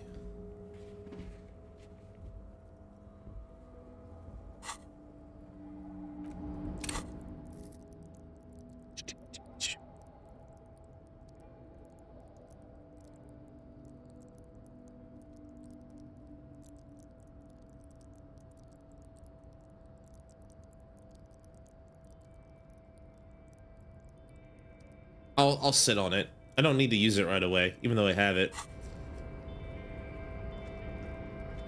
Let's see here. I guess we'll go back. What to do? I guess we'll just maybe go find a bench. Not sure what else I can do right now. I mean, if I talk to the Hardy Boys, I think that's another possibility, but like, or talk to Elizabeth, but like, not exactly sure that's what I want to do. I definitely don't want to I probably don't want to do that without Kim around either. That's just gonna be asking for trouble, I think. Yeah, that might be our best bet. Got to wait till 2100. We can just chill on the bench for a couple hours.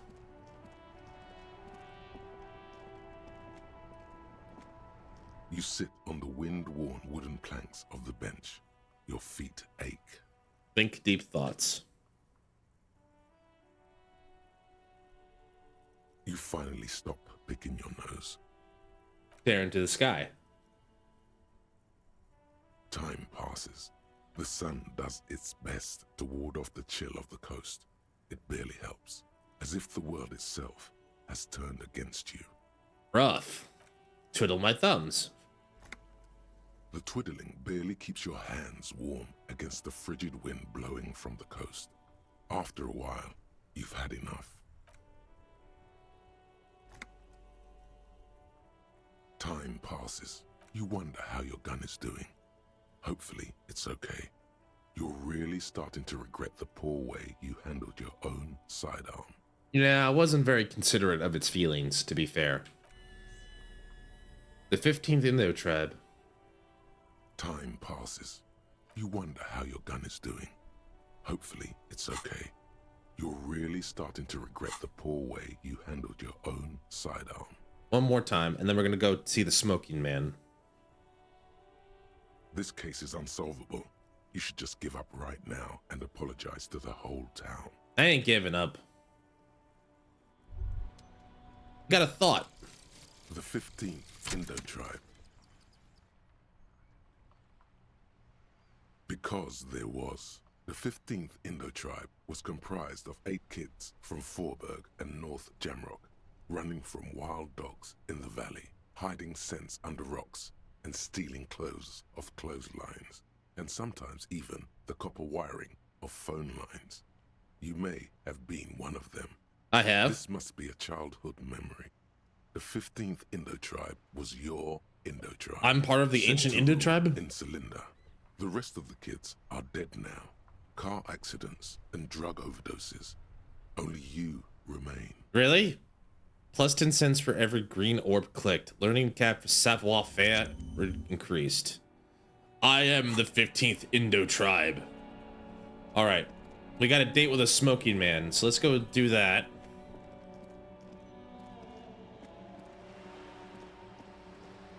Thanks everybody for hanging out with me tonight. Again, hope everyone's having a fantastic holiday so far. But yeah.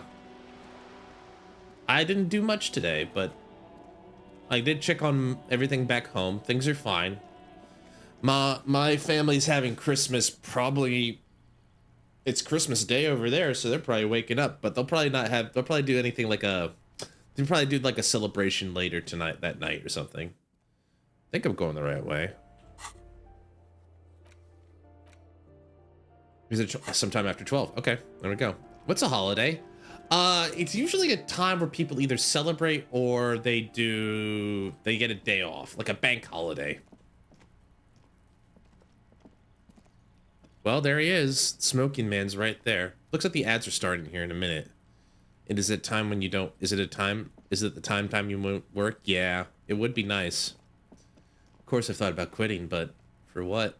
Well, we'll talk to this gentleman in a minute after the ad breaks. Thanks everybody for hanging out with me. I'll wait for everybody to come back from ads, and then we'll talk to this gentleman.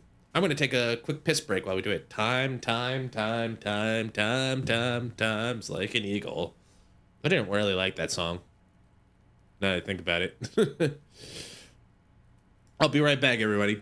But yeah, for those on the ad break, I appreciate it. I'll see you on the other side.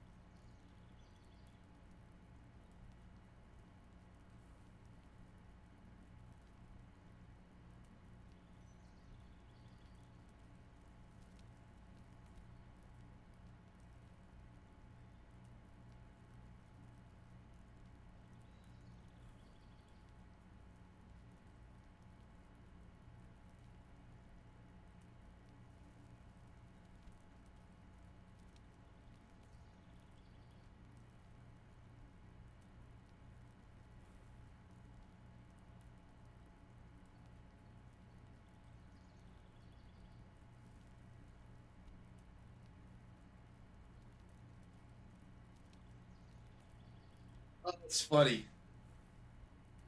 That's funny. Okay, so while we're waiting for the break, I looked at YouTube. The Nikkei channel posted something 3 hours ago. Warm wishes for our winter holiday. We'll be playing released playlists on the different themes. But basically, I woke up, I read this. Listen, I'll just let you listen. You'll know who it is immediately. Dashing through the snow in a one-horse open sleigh. O'er the fields we go, laughing all the way. Oh, Commander, Merry Christmas. You know what about Diesel that I just like. I feel like I have two. Diesel it's possible for two things with Diesel. One is the VA is actually a very talented a very talented singer, to the point where she knows how to sing bad, or the VA is a talented VA, but horrible at singing, and Shift Up was like, just roll with it. You're perfect. No, this is your role. This is your time to shine. I'm just like, when I saw that, like, damn. Damn. It's like, is it just a whole hour of her doing karaoke? Because I would be like... Is it her just doing that for like an hour? Let me see here. No, it's just like more of the OST, I guess. It's okay. Even I know, and I don't even play. I don't think it's that hard to sing badly. True. I mean, I'm not very good at singing. I think I'm okay with singing, but I'm not good.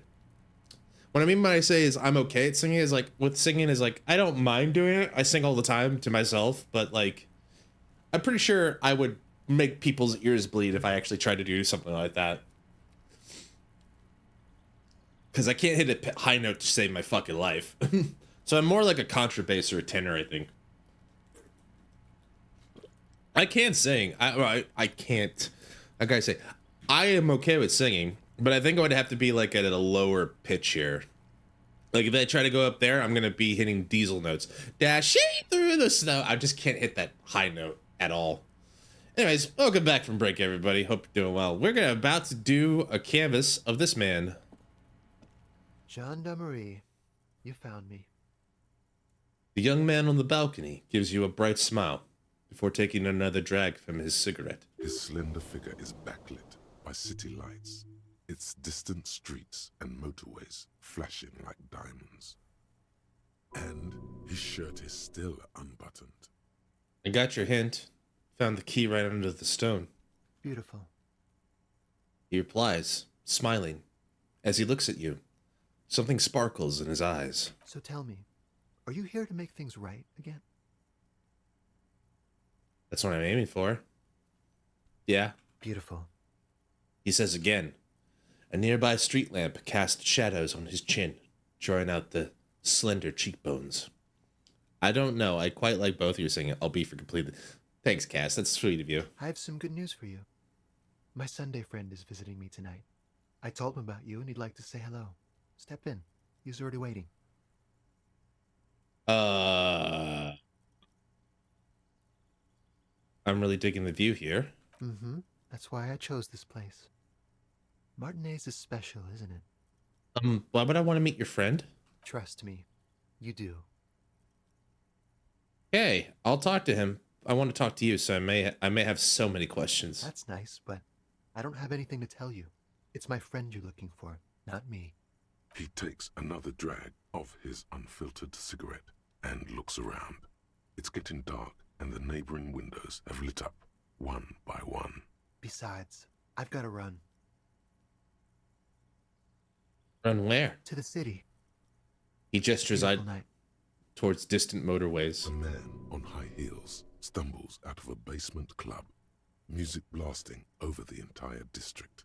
It's chilly, and as the chemicals hit his nervous system, 1,000 shivers ripple through his body. Do you hear that, Shizu? Cass? It's the voice of the city. Only if promise me we'll talk again. It's important. We'll talk. Just not tonight. Take care, all right? He says, slipping at another disarming smile, before slipping off into the night. And he's gone again. Looks like it's becoming a theme for him. So many things went off. I just got another skill point. Person is fabulous. Queen Slay. You finally met up the smoker. He said the one thing you want is his friend. The friend's waiting in the apartment. Go ahead and meet him now. He won't be there later. Okay. I'm going to take a quick save because I haven't saved yet. I'm going to save real quick. All right. What do I want to do with these points of mine?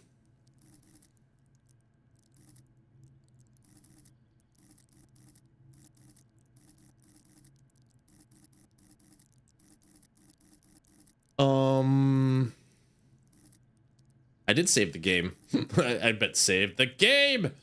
Let's do one suggestion. And, you know, good old conceptualization has been there. Encyclopedia has been doing a lot.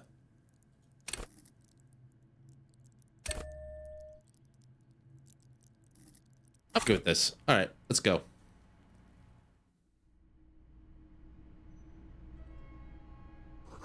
Quarterly business magazine. An empty ashtray. I can see that through the wall with my mind. I'm getting 10 cents each time. Dishes soaked up in a pot. Flyers for underground pot. I'm making so much real, you guys. Save the bad, sad cop. Save the world. An exquisite canopy made of metal. Buckets of paint on a layer of old newspapers. An old photo of the same apartment, dated year 01. We'll talk to this man first. Officers of the Revechol Citizens Militia. The man in business casual removes his cufflinks. My name is Charles Vildrouin. and I am an official with the coalition government. I work for the Institute of Price Stabilité on assignment from Sur-la-Clé. I heard you talking to my friend outside. Very good. Super. I am here to assist you in any way possible. Ask me about the hanging. Okay. Hanging? What a drag. He seems like a cultured gentleman. You should ask him about the finer things. Before we go on, I absolutely have to inquire about this wonderful canopy. Oh yes, my friend has a great eye for these things. He refuses to tell me where it came from. It's a mystery. I believe they call this type of frame industrial. It's very comfy. Oh, guys, are we getting gay in here? I don't know why. That's really all. Not that there's anything wrong with that. It's gonna get a bit of Christmas cheer, apparently. Anyway, what's an official like you doing here in Martinez? The coalition is only looking out for the price stability. Inflation is a killer, like a heart disease blocking the normal circulation of the economy. It must be controlled. Oh god, a filthy capitalist. The economy impacts the entire international community, which is why it requires international oversight. Okay, what is the price stability? It is the most important thing. That doesn't tell me anything. It's the central goal of any sound monetary policy. Maintaining the price stability is essential to maintaining high levels of economic activity, which is essential for maintaining high levels of employment, which is essential for maintaining the social stability. How does this benefit us exactly? Take your daily bread, for example. Too much inflation, bread becomes too expensive. Too much deflation, it becomes too cheap for bakers to produce. That's why the Institute of Price Stability works to keep inflation just below 2%. Below 2% of what? But not too far below, no. Too below is also bad. Below, but close to 2%. You're not answering my question. The coalition believes in the importance of informing the public about the benefits of the price stability. Transparency is one of our principles. Would you like an informational pamphlet? Filthy macroeconomics. Macroeconomics 101 here. Sure, give me a leaflet. Sound monetary policy is essential for addressing uncertainty. Stability is the raison d'être of the moral intern. It's the reason why I identify as a moralist. Right. But oh, I don't have my leaflets on me today. That's too bad. You can always call our information line. Making information available is part of the moral intern's commitment to transparency. Right. Okay, so what are you doing here in this specific apartment? Well, I'm renovating it. It is an interesting project. The building used to be a 12-story skyscraper before the cannons took the top 4 stories off. This, of course, happened when the coalition forces landed here. Right. You could say I'm undoing some of the material damage the international community caused when we arrived here. You're some kind of bureaucrat. Yes, as I said before, I am a commissioner from Sur-la-Clé working for the Institute of Price Stability. This is one of the main projects of the Moral Intern. Wait, there isn't actually an Institute of Price Stability, is there? Or maybe there is. God, it's impossible to understand whether someone from the Moral Intern is joking or not. Oh, I mean, if he looks like a bureaucrat, he looks like a paper pusher to me. I don't think there's anything he's joking about. I think he's stone cold serious with us right now. I've heard about the moral, what's the international community? La communauté internationale is what Revecholians colloquially call the Okay. In other words, the nations that stopped the disaster of the revolution. Right. I've heard the moral intern before, but I want to know more. It's the International Organization for Moralists. Hence, Moralist International. Right. The Institute of Price Stability is just one of its many mind babies, as is the coalition. Why did you just use ideas? Why'd you say mind babies? But of course. Are you a moralist? But of course. Am I a moralist? Well, do you value freedom?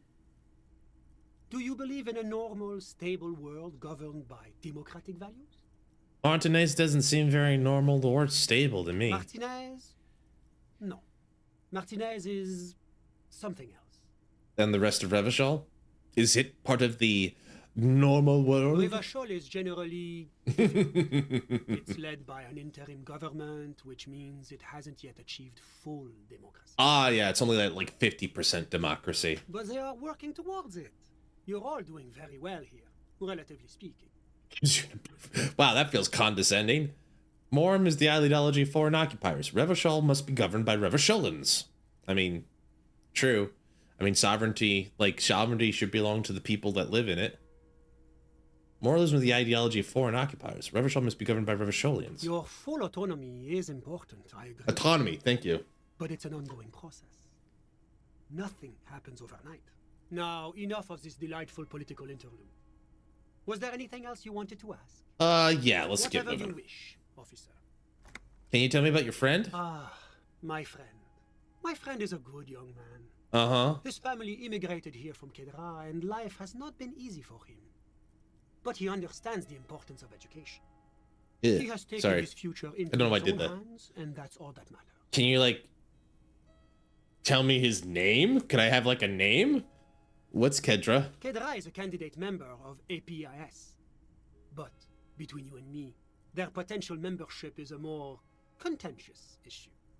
What do you mean by that? That it's never going to happen. Oh. They entered negotiations in 21, and it's been pending ever since.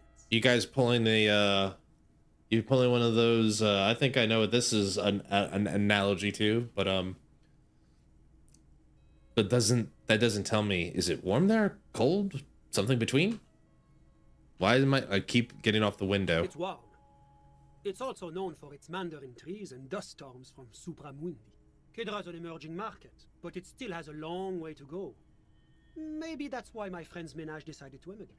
All right. How'd you two even become friends? How did any of us become friends? Bad things happening on the Insulan Peninsula? Oil platforms ablaze in the night? Civil wars lasting for years? Finally, the international community is forced to step in. I mean, I know this one from 2 because we talked about it at the town square. You're describing how the coalition occupied Revechol. One of the wonders of democracy is that everyone is allowed to have his own opinion. And not just allowed, encouraged even. Have you ever tried debate? What do you mean? Debating.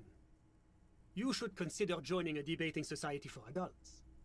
I hear they're oodles of fun. I used to have a flyer for one, but now that I start thinking of it, it was for an improv class anyway. It's this funny theater thing, you know? Very creative. Helps relieve stress. Now I know he's being condescending a little bit. He's like, you're funny. A chill runs down your spine as you envision a half-dozen people in professional attire standing around a chair, awkwardly pretending to be waiting for a motor bus. It's neither funny nor creative. Still really haven't told me who he is. Sorry. Who? Your friend, the smoker on the balcony. You were just talking about him. But I told you, officer. He's a bright young man here to pursue his education. Education is the foundation of our future, especially the arts. It is a cornerstone of our civilization. Okay, but what's his real name? Officer, you have to understand. I can't give you his personal information. I'm sure you have your own methods and databases, right? Please don't put me in this situation. So all you can tell me about him is that he's here to study the art. He's deeply enmeshed in the study of the fine arts, yes. As though you weren't envious enough of the boy as is. Which arts? He's a truly free spirit. He likes all the arts. All of them? Perhaps graphic design, printmaking, who knows? The world is open wide for a talented youth like you. What are you doing in his apartment by yourself? I'm just enjoying the view. Isn't it rude for your friend to leave you alone like this? We're old friends. Nothing's taboo between us. He comes and goes. Oh, I'm sure he does. I'm sure you'll see him around. He's very active. I also have no doubt about that. All right. I'm all ears, officer. So you witnessed the lynching? I'm sorry to say I did, officer. Start from the beginning, if you don't mind. Officer, it's very difficult to describe what I saw that night. It was so surreal to me, like in a play. Right. He holds out his hands and blossoms his fingers, like a drama teacher setting the scene. Meaning it was terrifying? No. I mean, it was so strange. I could barely believe what was happening. Okay. I was on the balcony when it happened, Elysium fresh air. I remember that first they came in, carrying what looked like a body. And then I saw all the surrounding windows go dead, one by one.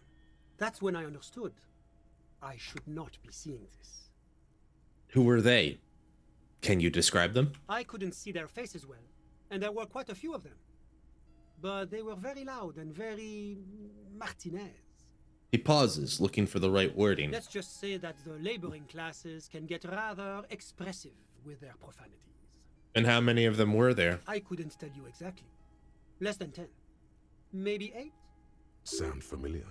That matches the prints you observed at the scene. Are any of them huge? Like 200 kilograms huge? That's a giant you're describing. No, they were all quite human, as far as I could tell. What happened next? I went back inside. Okay. And end scene. Yes, back inside.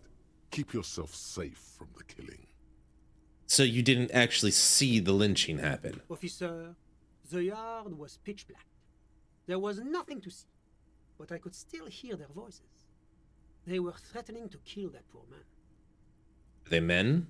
Women? All men, I presume. But again, I couldn't see very clearly. What ethnicity were I they? believe they were mostly white, though I believe I saw 2 Areopagites among them. And I am quite certain that one spoke with a Mesk accent. Okay, so he doesn't know if they were men or women. Oh, all men. He doesn't know what ethnic. He said it was too dark to see anything. He wasn't really watching, but he knew what ethnicity they were. There's some inconsistencies here. What happened next? Well, that's the strangest part, officer. Nothing happened. It was oddly quiet for a public lynching. What do you mean nothing happened? They lynched a guy. Eventually, their shouts died down, and that was all. There were no gunshots, no celebratory shouts, no anything.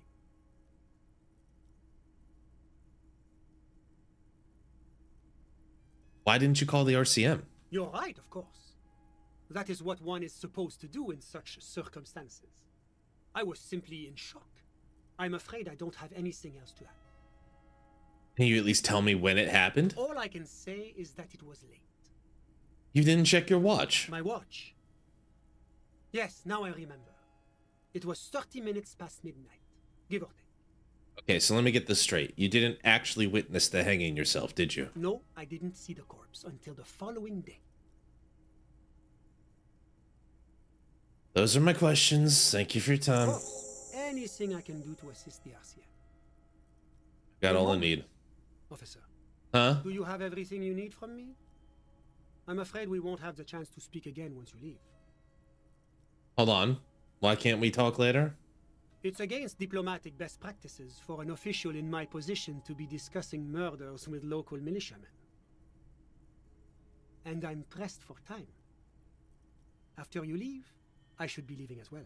That's not the real reason he's so apprehensive. Men in his position shouldn't be seen loitering around in underprivileged young men's apartments in the middle of the night. I'm not going anywhere. Just want to take a look around in this apartment. Of course. I'm glad I could help. It's clear you like the hard stuff, Broter. Broter? Why'd you say that? Broter? I'm sorry. The what? Sounds like my stomach's growling. Evening falls. The time has come to take the vow. Vow? The vows of blood and flesh. What is my lower intestine going on about? Lower intestine? The term is metabolic and circulatory system. Okay, but what's the hard stuff? Fascism, Broter. What is fascism, though? Many things, but it's mostly about trusting your gut. Who does your gut tell you is the source of Revechol's problems? I want to get this one up for a vote. What is the source? What does my gut tell me is the source of Revechol's problems? In 3, 2, 1. Is it foreigners, financiers, leftist academicians, liberals? I thought you were my circulatory system.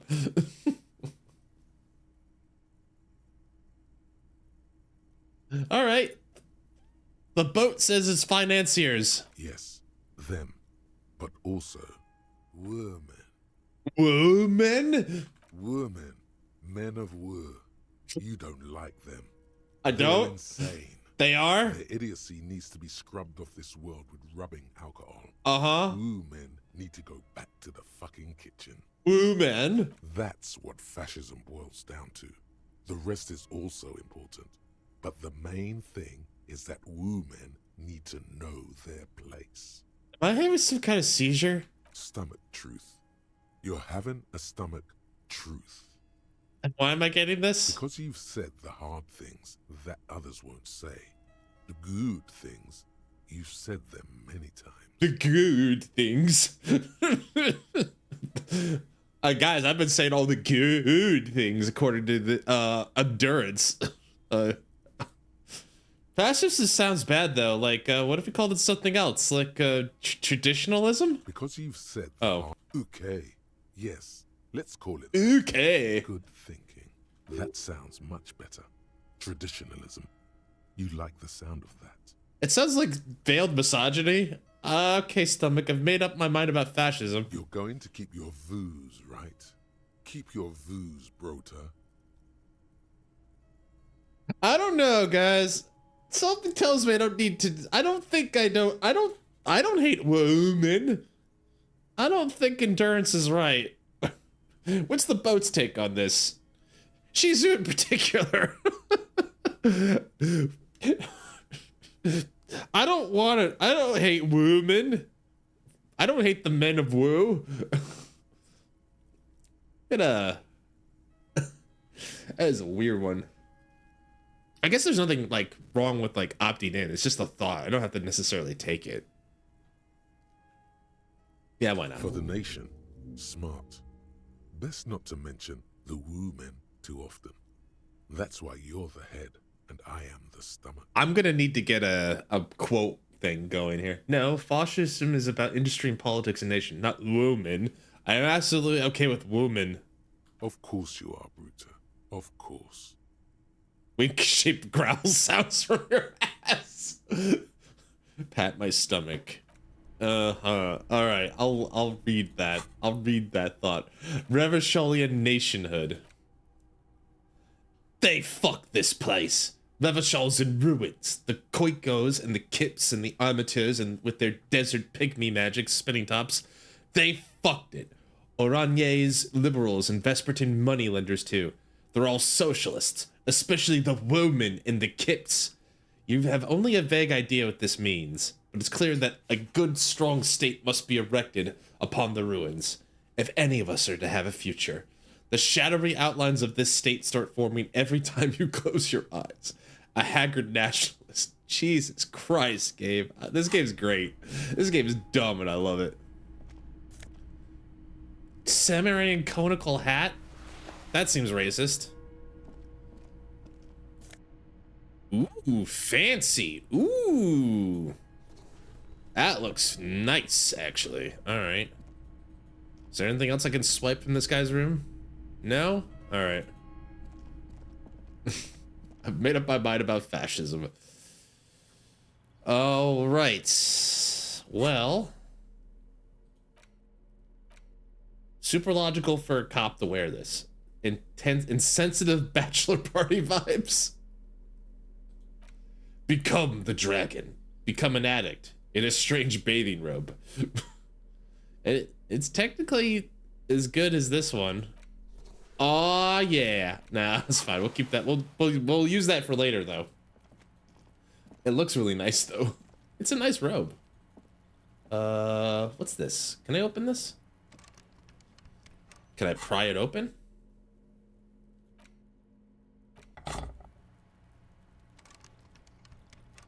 No, I can't. Okay.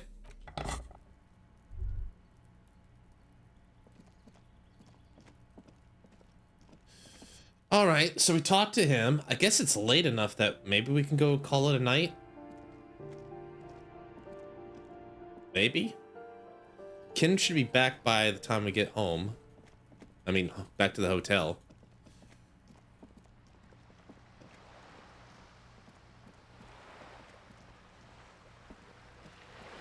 Also, there should be new people around at the whirling we can talk to.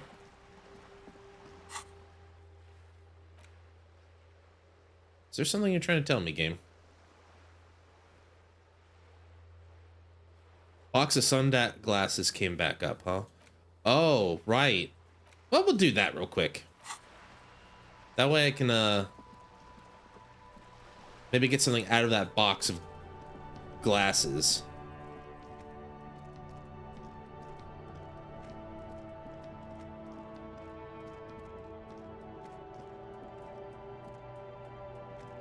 All right, let's try this again. These sunglasses lasts a lifetime, officer. 100%. Try again. Oh, before I do it, is there anything Formidable 13? Do I have anything that helps conceptualization? Let's min-max this. Conceptualization.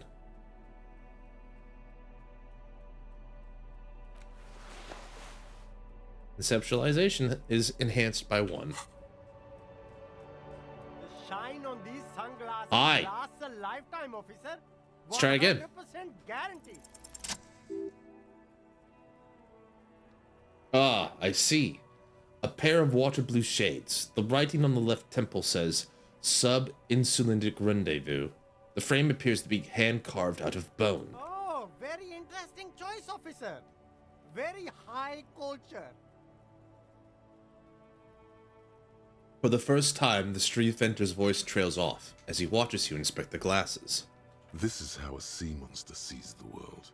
You've become a sea monster, Harry. Giant, hidden, and strangely tender at heart. Aw, really? I've become a sea creature. Wow, officer. You look so cool. The street vendor has picked up his pace again as you observe the world through deep-sea tinted And lenses. they can be yours for a mere 3 real. My regular customers have passed them all up because they've got no taste. But you found them. Plus, -1 perception, but +1 inland empire.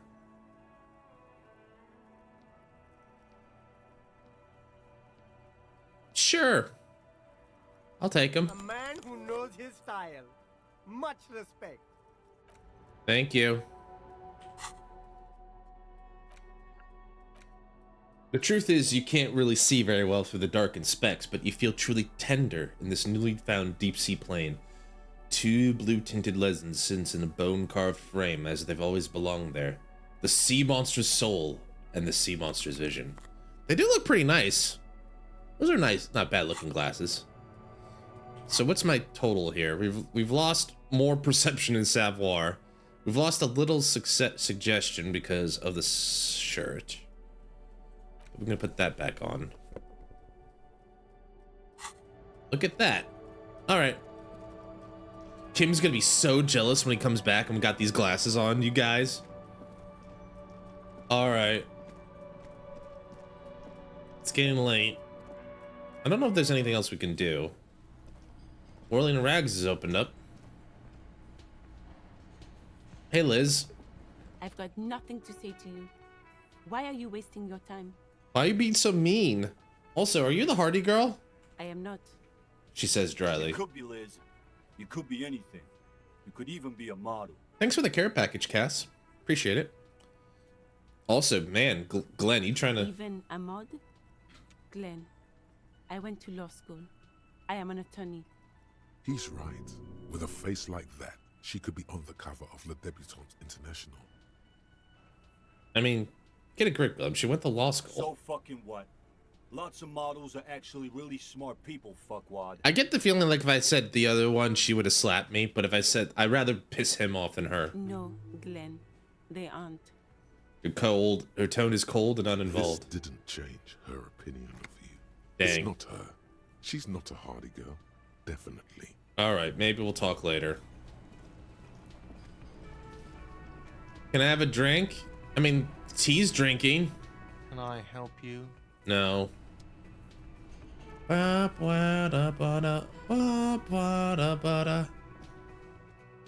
did pay for the room, right?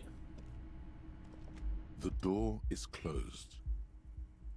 We can talk to Miss Orange. There is no answer. You hear the shower being turned on somewhere inside. A tremendous loneliness comes over you. Everybody in the world is doing something without you. I'm so alone right The now. door is indifferent to your loneliness. The world does not care. The world does not care. Right? Do have the key, which is good. Did I do this already? The window stands broken in its frame. Cold wind blows in. You see some lights shimmering outside, but it's difficult to make out the outlines of the buildings below. Dark phantoms with many tiny eyes, chaotically arranged and not looking at you. All right. Well. How about this? A mirror hangs on the bathroom wall. In it, your face, adorned with the expression. I do have chain cutters, but do I break this to... This feels a bit extreme, but... A mirror hangs on the bathroom wall. Let's try it. In it, your face, adorned with the expression. 3. The chain cutters slip out of your hands as you attempt to twist the faucet into place. Well, you know one thing for sure. You've probably never been a plumber. But Tish, I don't have any skill points. So I could try encyclopedia or electrochemistry next time. Alright, let the mirror be for now. You win this round, mirror. Can I go to bed? The bed is still cold from the broken window, and not too inviting. But it's yours. You've earned it. Alright, let's wrap up day 2. Go to sleep. The bed is still cold from the wind blowing in from the broken window. The mattress creaks as you close your eyes and try your hardest to fall asleep. Here we are again, my broken bud. The waves are coming, carrying you away. But you can't go. No, you have to stay. Always half aware of yourself. You're not cooperating, brother man. Why? It's your disgusting body. Hey! Even through your sleep, you feel a vague discomfort suffusing it. Your belly and your sides are unpleasantly tender. You wish you could curl up into a fetal ball of safety. But you cannot, because of the pain. And there's a lot of it, ever present in your organs. It's like every one of them has their own nasty song to sing. That pain in your right side is your enlarged liver, by the way. As for your kidneys, you've really been compounding the damage lately. I haven't been drinking enough water. This suffering, it must have some kind of meaning. A story that will come out of it. Perhaps even a story that you will write yourself. These are my just desserts. I will endure this pain with dignity. There's no dignity here. Only reflections of your body mass. Flashes of the day. You keep coming back to yourself in the mirror. But why? To admire all your accomplishments? Hey, I did a lot today, ancient reptilian brain. You're just stuck here. In the half-world. Could try looking at other people. Really looking. But why would you want to start doing that? I mean, I will. I like looking at people. I'm looking at them right now for the camera. Hi, everyone. Sure you do. They're all so friendly, aren't they? Like Cass, Ace, Shizu? Yeah, super friendly. Super duper friendly. Coco, super friendly. At least they're interesting. Each one has a process just like yours, running in the space between their ears, full of secrets. Oh damn, Redux got my back. What do you think you're doing right now? Coming to some greater awareness? Look at all these lights, blinking in and out of existence. Thoughts! You're just pretending that you're asleep, even to yourself, while the world goes on without you. Let it. Let it. But it never seems to let you go, does it? Time to rise and wipe that shining sweat off as best you can. Gather your bearings. Rock and roll. Put on your prettiest face for the masses. In your eyes. My brain's got my back. I healed actually in my sleep, although I'm still carrying that hangover apparently. Oh God. Rock and stone. It is a new day. It is day 3. It is 7:30. It is day 3. Got my super cool glasses that make me one with the sea monster.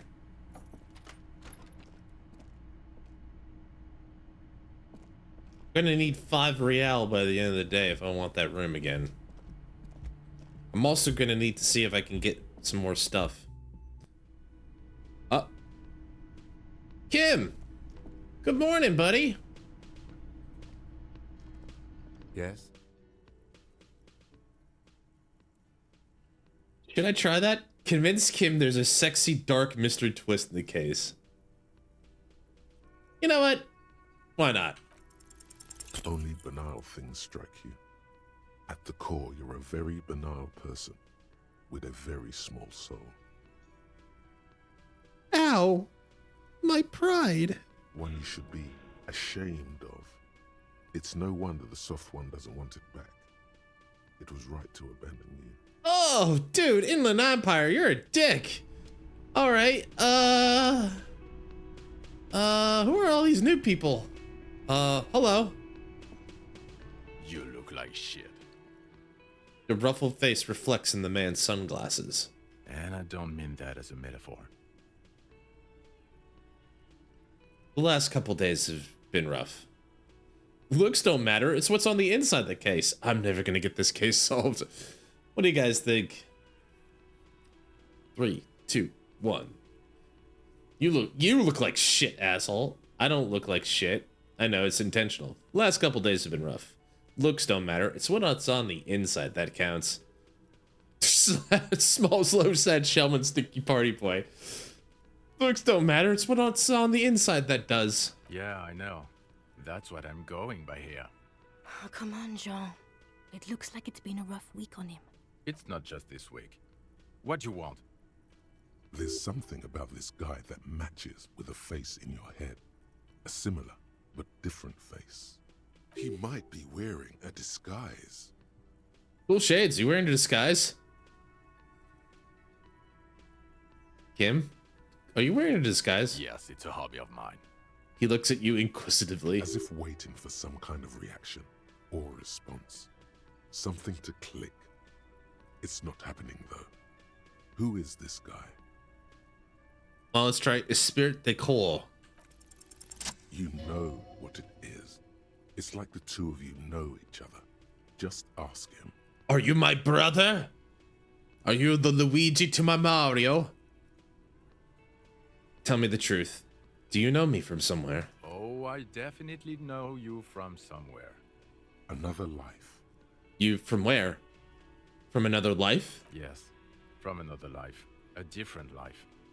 Maybe the life of a police officer belonging to the ranks of the... He pauses. To what station do you think you would belong in this alternate and totally fictional reality? 69. He seems to be observing you through the reflective glass of his eyewear. There's no reply. Perhaps repeat it? 69. Repeating it gets no reaction from the man with the sunglasses. Suddenly, the world is very quiet. Even the howling wind outside sounds a bit embarrassed. There's like a tumbleweed that apparently materializes, comes out as it throws to the whirling. The 41st? Okay. That's plausible. That's entirely plausible. Now we're really getting somewhere. He gives you a long, meaningful look and adds, Somewhere good. Kim, who is this guy? I'm not getting involved in this. God damn it, Kim. I thought you had my back. All right, all right. Let's talk more about the hypothetical 41 you mentioned. Okay. Oh, the hypothetical 41. Yeah, let's fantasize about that. I'm not busy. You're not busy. Let's just play around. So what would our relationship be in this alternate universe? Let's be crazy. Let's say you and I are partners. How's that for a thought experiment? Okay. You seem like a cool guy. I'd love to have you as my partner. Welcome. Freedom. Freedom. Kim's cooler than you. I'm sure he's fucking flattered.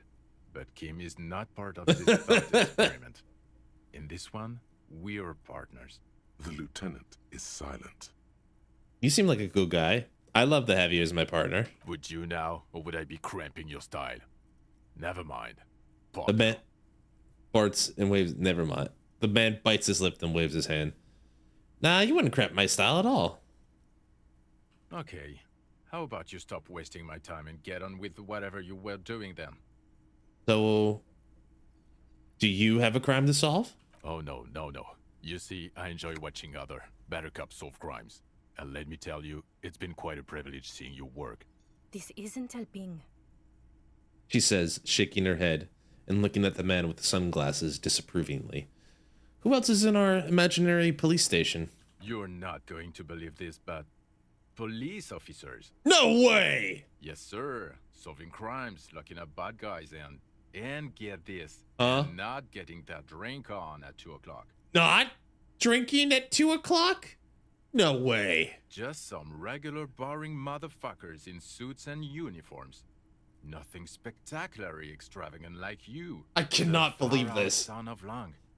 Who is the far out son of Lung? Is that me? Oh, it's you, eccentric genius. Oh my god! An unorthodox approach to police work, it has to be you. Do you want to tell me more about me? Or her? Not even a little bit. Oh. It's an urban myth about an officer who is so far undercover he can't remember who he is.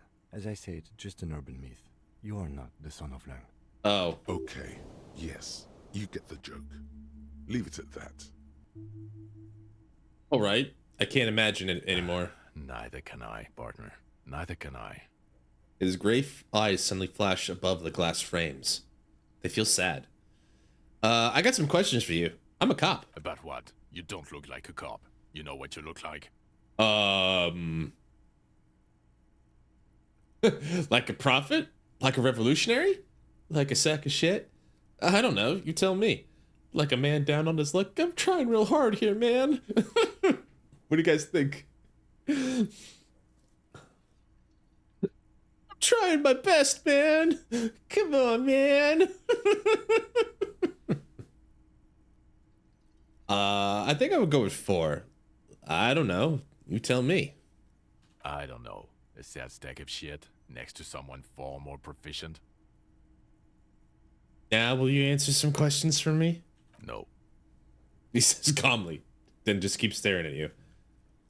Why not? 'Cause it's not my job. Why don't you go and fucking do yours and solve this damn hanging? If you don't want to answer questions, maybe you want to hear me say things? Actually, I don't want to hear you say things. Damn, that's all I got. Come on, Jean. Okay, say things. I want to hear you say things. Oh, good. Thank goodness. Hear that? He wants you to say things. Say one. Suddenly, out of nowhere, case-related things start popping up in your head. Okay, I'm doing this investigation. You're not going to believe this. A man is hanged. So, do you know who hanged him? Not yet. Yeah, I can see that. Hey, why am I even telling you this? I don't know. Why are you?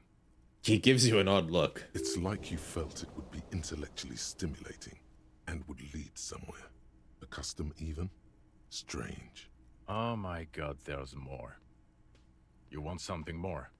What is it? Let's talk about the hangman again. Okay, why not? So, oh, do you know who hanged him? Never mind. It's just the same thing. God, okay. There's more. You want something more? No, I'm good. Watch out for yourself, loser. Okay, the man with the sunglasses and his hypothetical Station 41. Mm-hmm. Weird, right? Totally weird. Would never frickin' happen. Super weird. There's something missing here. Right. Something you can't put our finger on. Mm-hmm. You know what? Just ask him. I know it sounds crazy, and you'll probably get laughed at. But still. I was thinking the same thing. Maybe I should just ask him if we're from the same station. Yes. Just cross it off the list. It's probably not true, though. You know what? It's crazy enough to work. Again? I can't believe this shit. He shakes his head, looking like he really is having trouble believing this shit. Look, I have to ask something. Are we from the same police station? I'm going to say no. Just to see what you'll say to that. What'd you say? Okay. Okay. Jean, he said okay. Give it a rest. Okay. I was clearly wrong. He is a firefighter, male nurse, animal control agent, something of that kind. Not a cop. Go on with your cop work. Don't let me stop you at game. Pretty sure as the cop you're supposed to be doing the interrogated. Okay. You got it. In an RCM patrol officer's uniform winces as she notices you. That's mean. Call her horse-faced woman. That's a bit I mean. would really prefer not to talk to you right now. A patrol officer is the lowest rank in the RCM, below lieutenant and sergeant. You're a patrol officer of the RCM. Yes, I am. I'm a cop too. I know. Here's the real deal. It's hard to tell whether he's sarcastic or sincere, but if you had to guess, you would say the lieutenant is being sarcastic. Is everything all right? Why don't you want to talk to me? I don't know. I mean, why would I want to talk to you? Have I wronged you? I've done that to a lot of people. No, you haven't wronged me. It's okay. She shakes her head and breathes out. Okay, fine. Let's talk. What did you want? What does one talk about with a fellow officer? What precinct are you from? What precinct? She just sighs. Fucking deranged lunatic. The sunglasses wearing man pushes through his teeth. You're getting an intellectually unsatisfying vibe from this conversation. Maybe you're doing something wrong. Look, it's something's really bugging me. Are we or are we not from the same police station? God damn it, you leave her alone. Keep your weird bullshit to yourself and be professional for once, for fuck's sake. Can I actually help you with something? She looks at you apologetically. Yes, of course. Preposterous. I mean, you would remember if they were, right? Who forgets their squad mates? That's not possible. Yeah, right? That would be like, you'd be like the worst cop imaginable if you can't even remember your squad mates, right? Luckily, we're not that. Are you with him? Of course I'm with him. Why do you ask? He seems like a cool guy. Well, he's not. He's a sack of shit barely kept together by crazy glue. But at least he tries, unlike you. Damn. Please, let's not turn this into another exchange, okay? Goodbye. What a nice couple. I'm sure they're very happy together. I want to get my visual calculus on. Let's see here. Hey, it's our boy. We can talk to him. Hi, gendarme. Another rendezvous. There he is again. The smoker on the balcony, right here in the Whirligans. Hi. Hi. So what brings you here? What is it about the way he carries himself? It's the sports. He's a sports guy. All about that physical prowess and athletic skill. Nothing else here. I met your Sunday friend. You did? And how did you like him? He was magical. Magically, you mean copy? Funny. You were right. He was magical. Magically bureaucratic. I told you, he can be very useful. I guess that's the charm of powerful people. Why was he staying at your place in the middle of the night? He has keys. And he likes the view. To the sea, I mean. I'm sure that's what you meant. I don't want to talk about other people. I want to talk about you. Cop pie? Couple? Oh, you mean couple? I saw pie. I'm sorry. I saw copy. Cop pie. I can't read. Disappointed sigh. Who is he? A visitor from the first world. He's not like you and me, gendarme. He can always return. Return where? To his opportunities in Occident, Sur la Clé. Still, his coming and going brings some life to the village. Or is it just money? I don't know. He stares at the bar. What are you two? Friends, I told you. Sunday friends. Friends who like to get together from time to time. What does it mean, a Sunday friend? That he won't be there when times get tough, I guess. Is that even a friend? It is. On Sundays. Oh, hence the name. Hmm? I want to talk to you a little bit. What about me, gendarme? What are you doing here? Admiring the atmosphere. What about you, officer? I'm gonna kick some ass, solve the case I'm working on. I'm gonna sing that go down in history. I'm gonna sing karaoke. Really? Well, I look forward to that. I know you would. Bye-bye, gendarme. Let's see. Okay, I'm gonna probably wrap up here real quick because I wanna get a little sleepy. But this is good. We still got a lot to do. But the water lock should be open today. They said it would be done by Wednesday, and it's Wednesday, my dudes. So, should be good. Let's save the game real quick. I'm a little worn, but I'm okay. All right, I think I'll call it here. Just give myself some, because I didn't sleep very well. And I woke up, I went to bed late, and I woke up late as well. So I'm just going to give myself some time here. But let's call a wrap. So Shizu, Case, Ace, BB, Coco, thanks for being here with me today.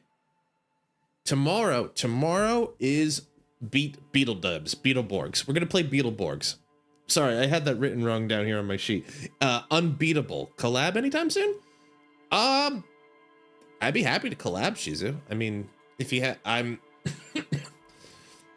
open for the next week or so still, so like I'd be happy to do a collab, whether it's Saturday or whether it's like Sunday or whenever. Whether it's just the two of us or whether it's you, me, Coco, Boca, whatever. Let's figure something out. I'd be happy to do that. I'd be happy to play. It'd be nice to get together and hang out with some friends over the holiday. But yeah, so tomorrow we're playing Unbeatable. Tomorrow, so that'll be tomorrow's stream. Looking forward to that. Definitely looking forward to that. I might try the controller again because I don't think I wasn't doing well with the keyboard and I need to kind of stick with stuff. And I feel like maybe the controller will do me some good. But we'll play that. And then Saturday's plan is to play Skong a bit.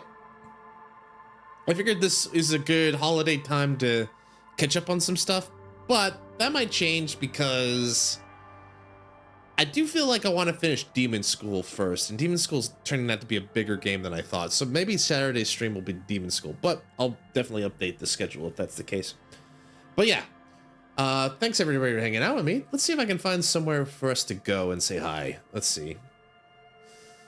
Well, we're going to say hi to Coco. Let's see. Hung out with Nani, Rue. Let's see here.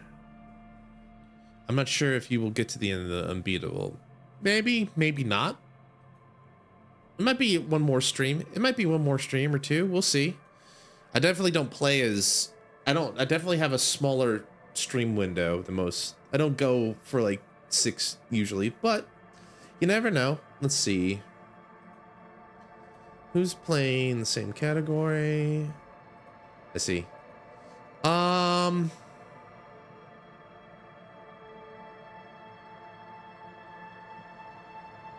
Yeah, of course. All right, let's just go say hi to Coco. She's probably still sleeping, but we'll go say hi to her. Thank you, Shizu. And again, I want to say to everybody, I hope you all have a great holiday. Please enjoy your Crimbo, your Crombus, your Chrysler. And I'll end up seeing you tomorrow. Same bat time, same bat channel. But until then, Merry Christmas. Happy New Year. I will see you tomorrow. Take care of yourselves. Take care of each other. Take the go. Itadakimasu. See ya.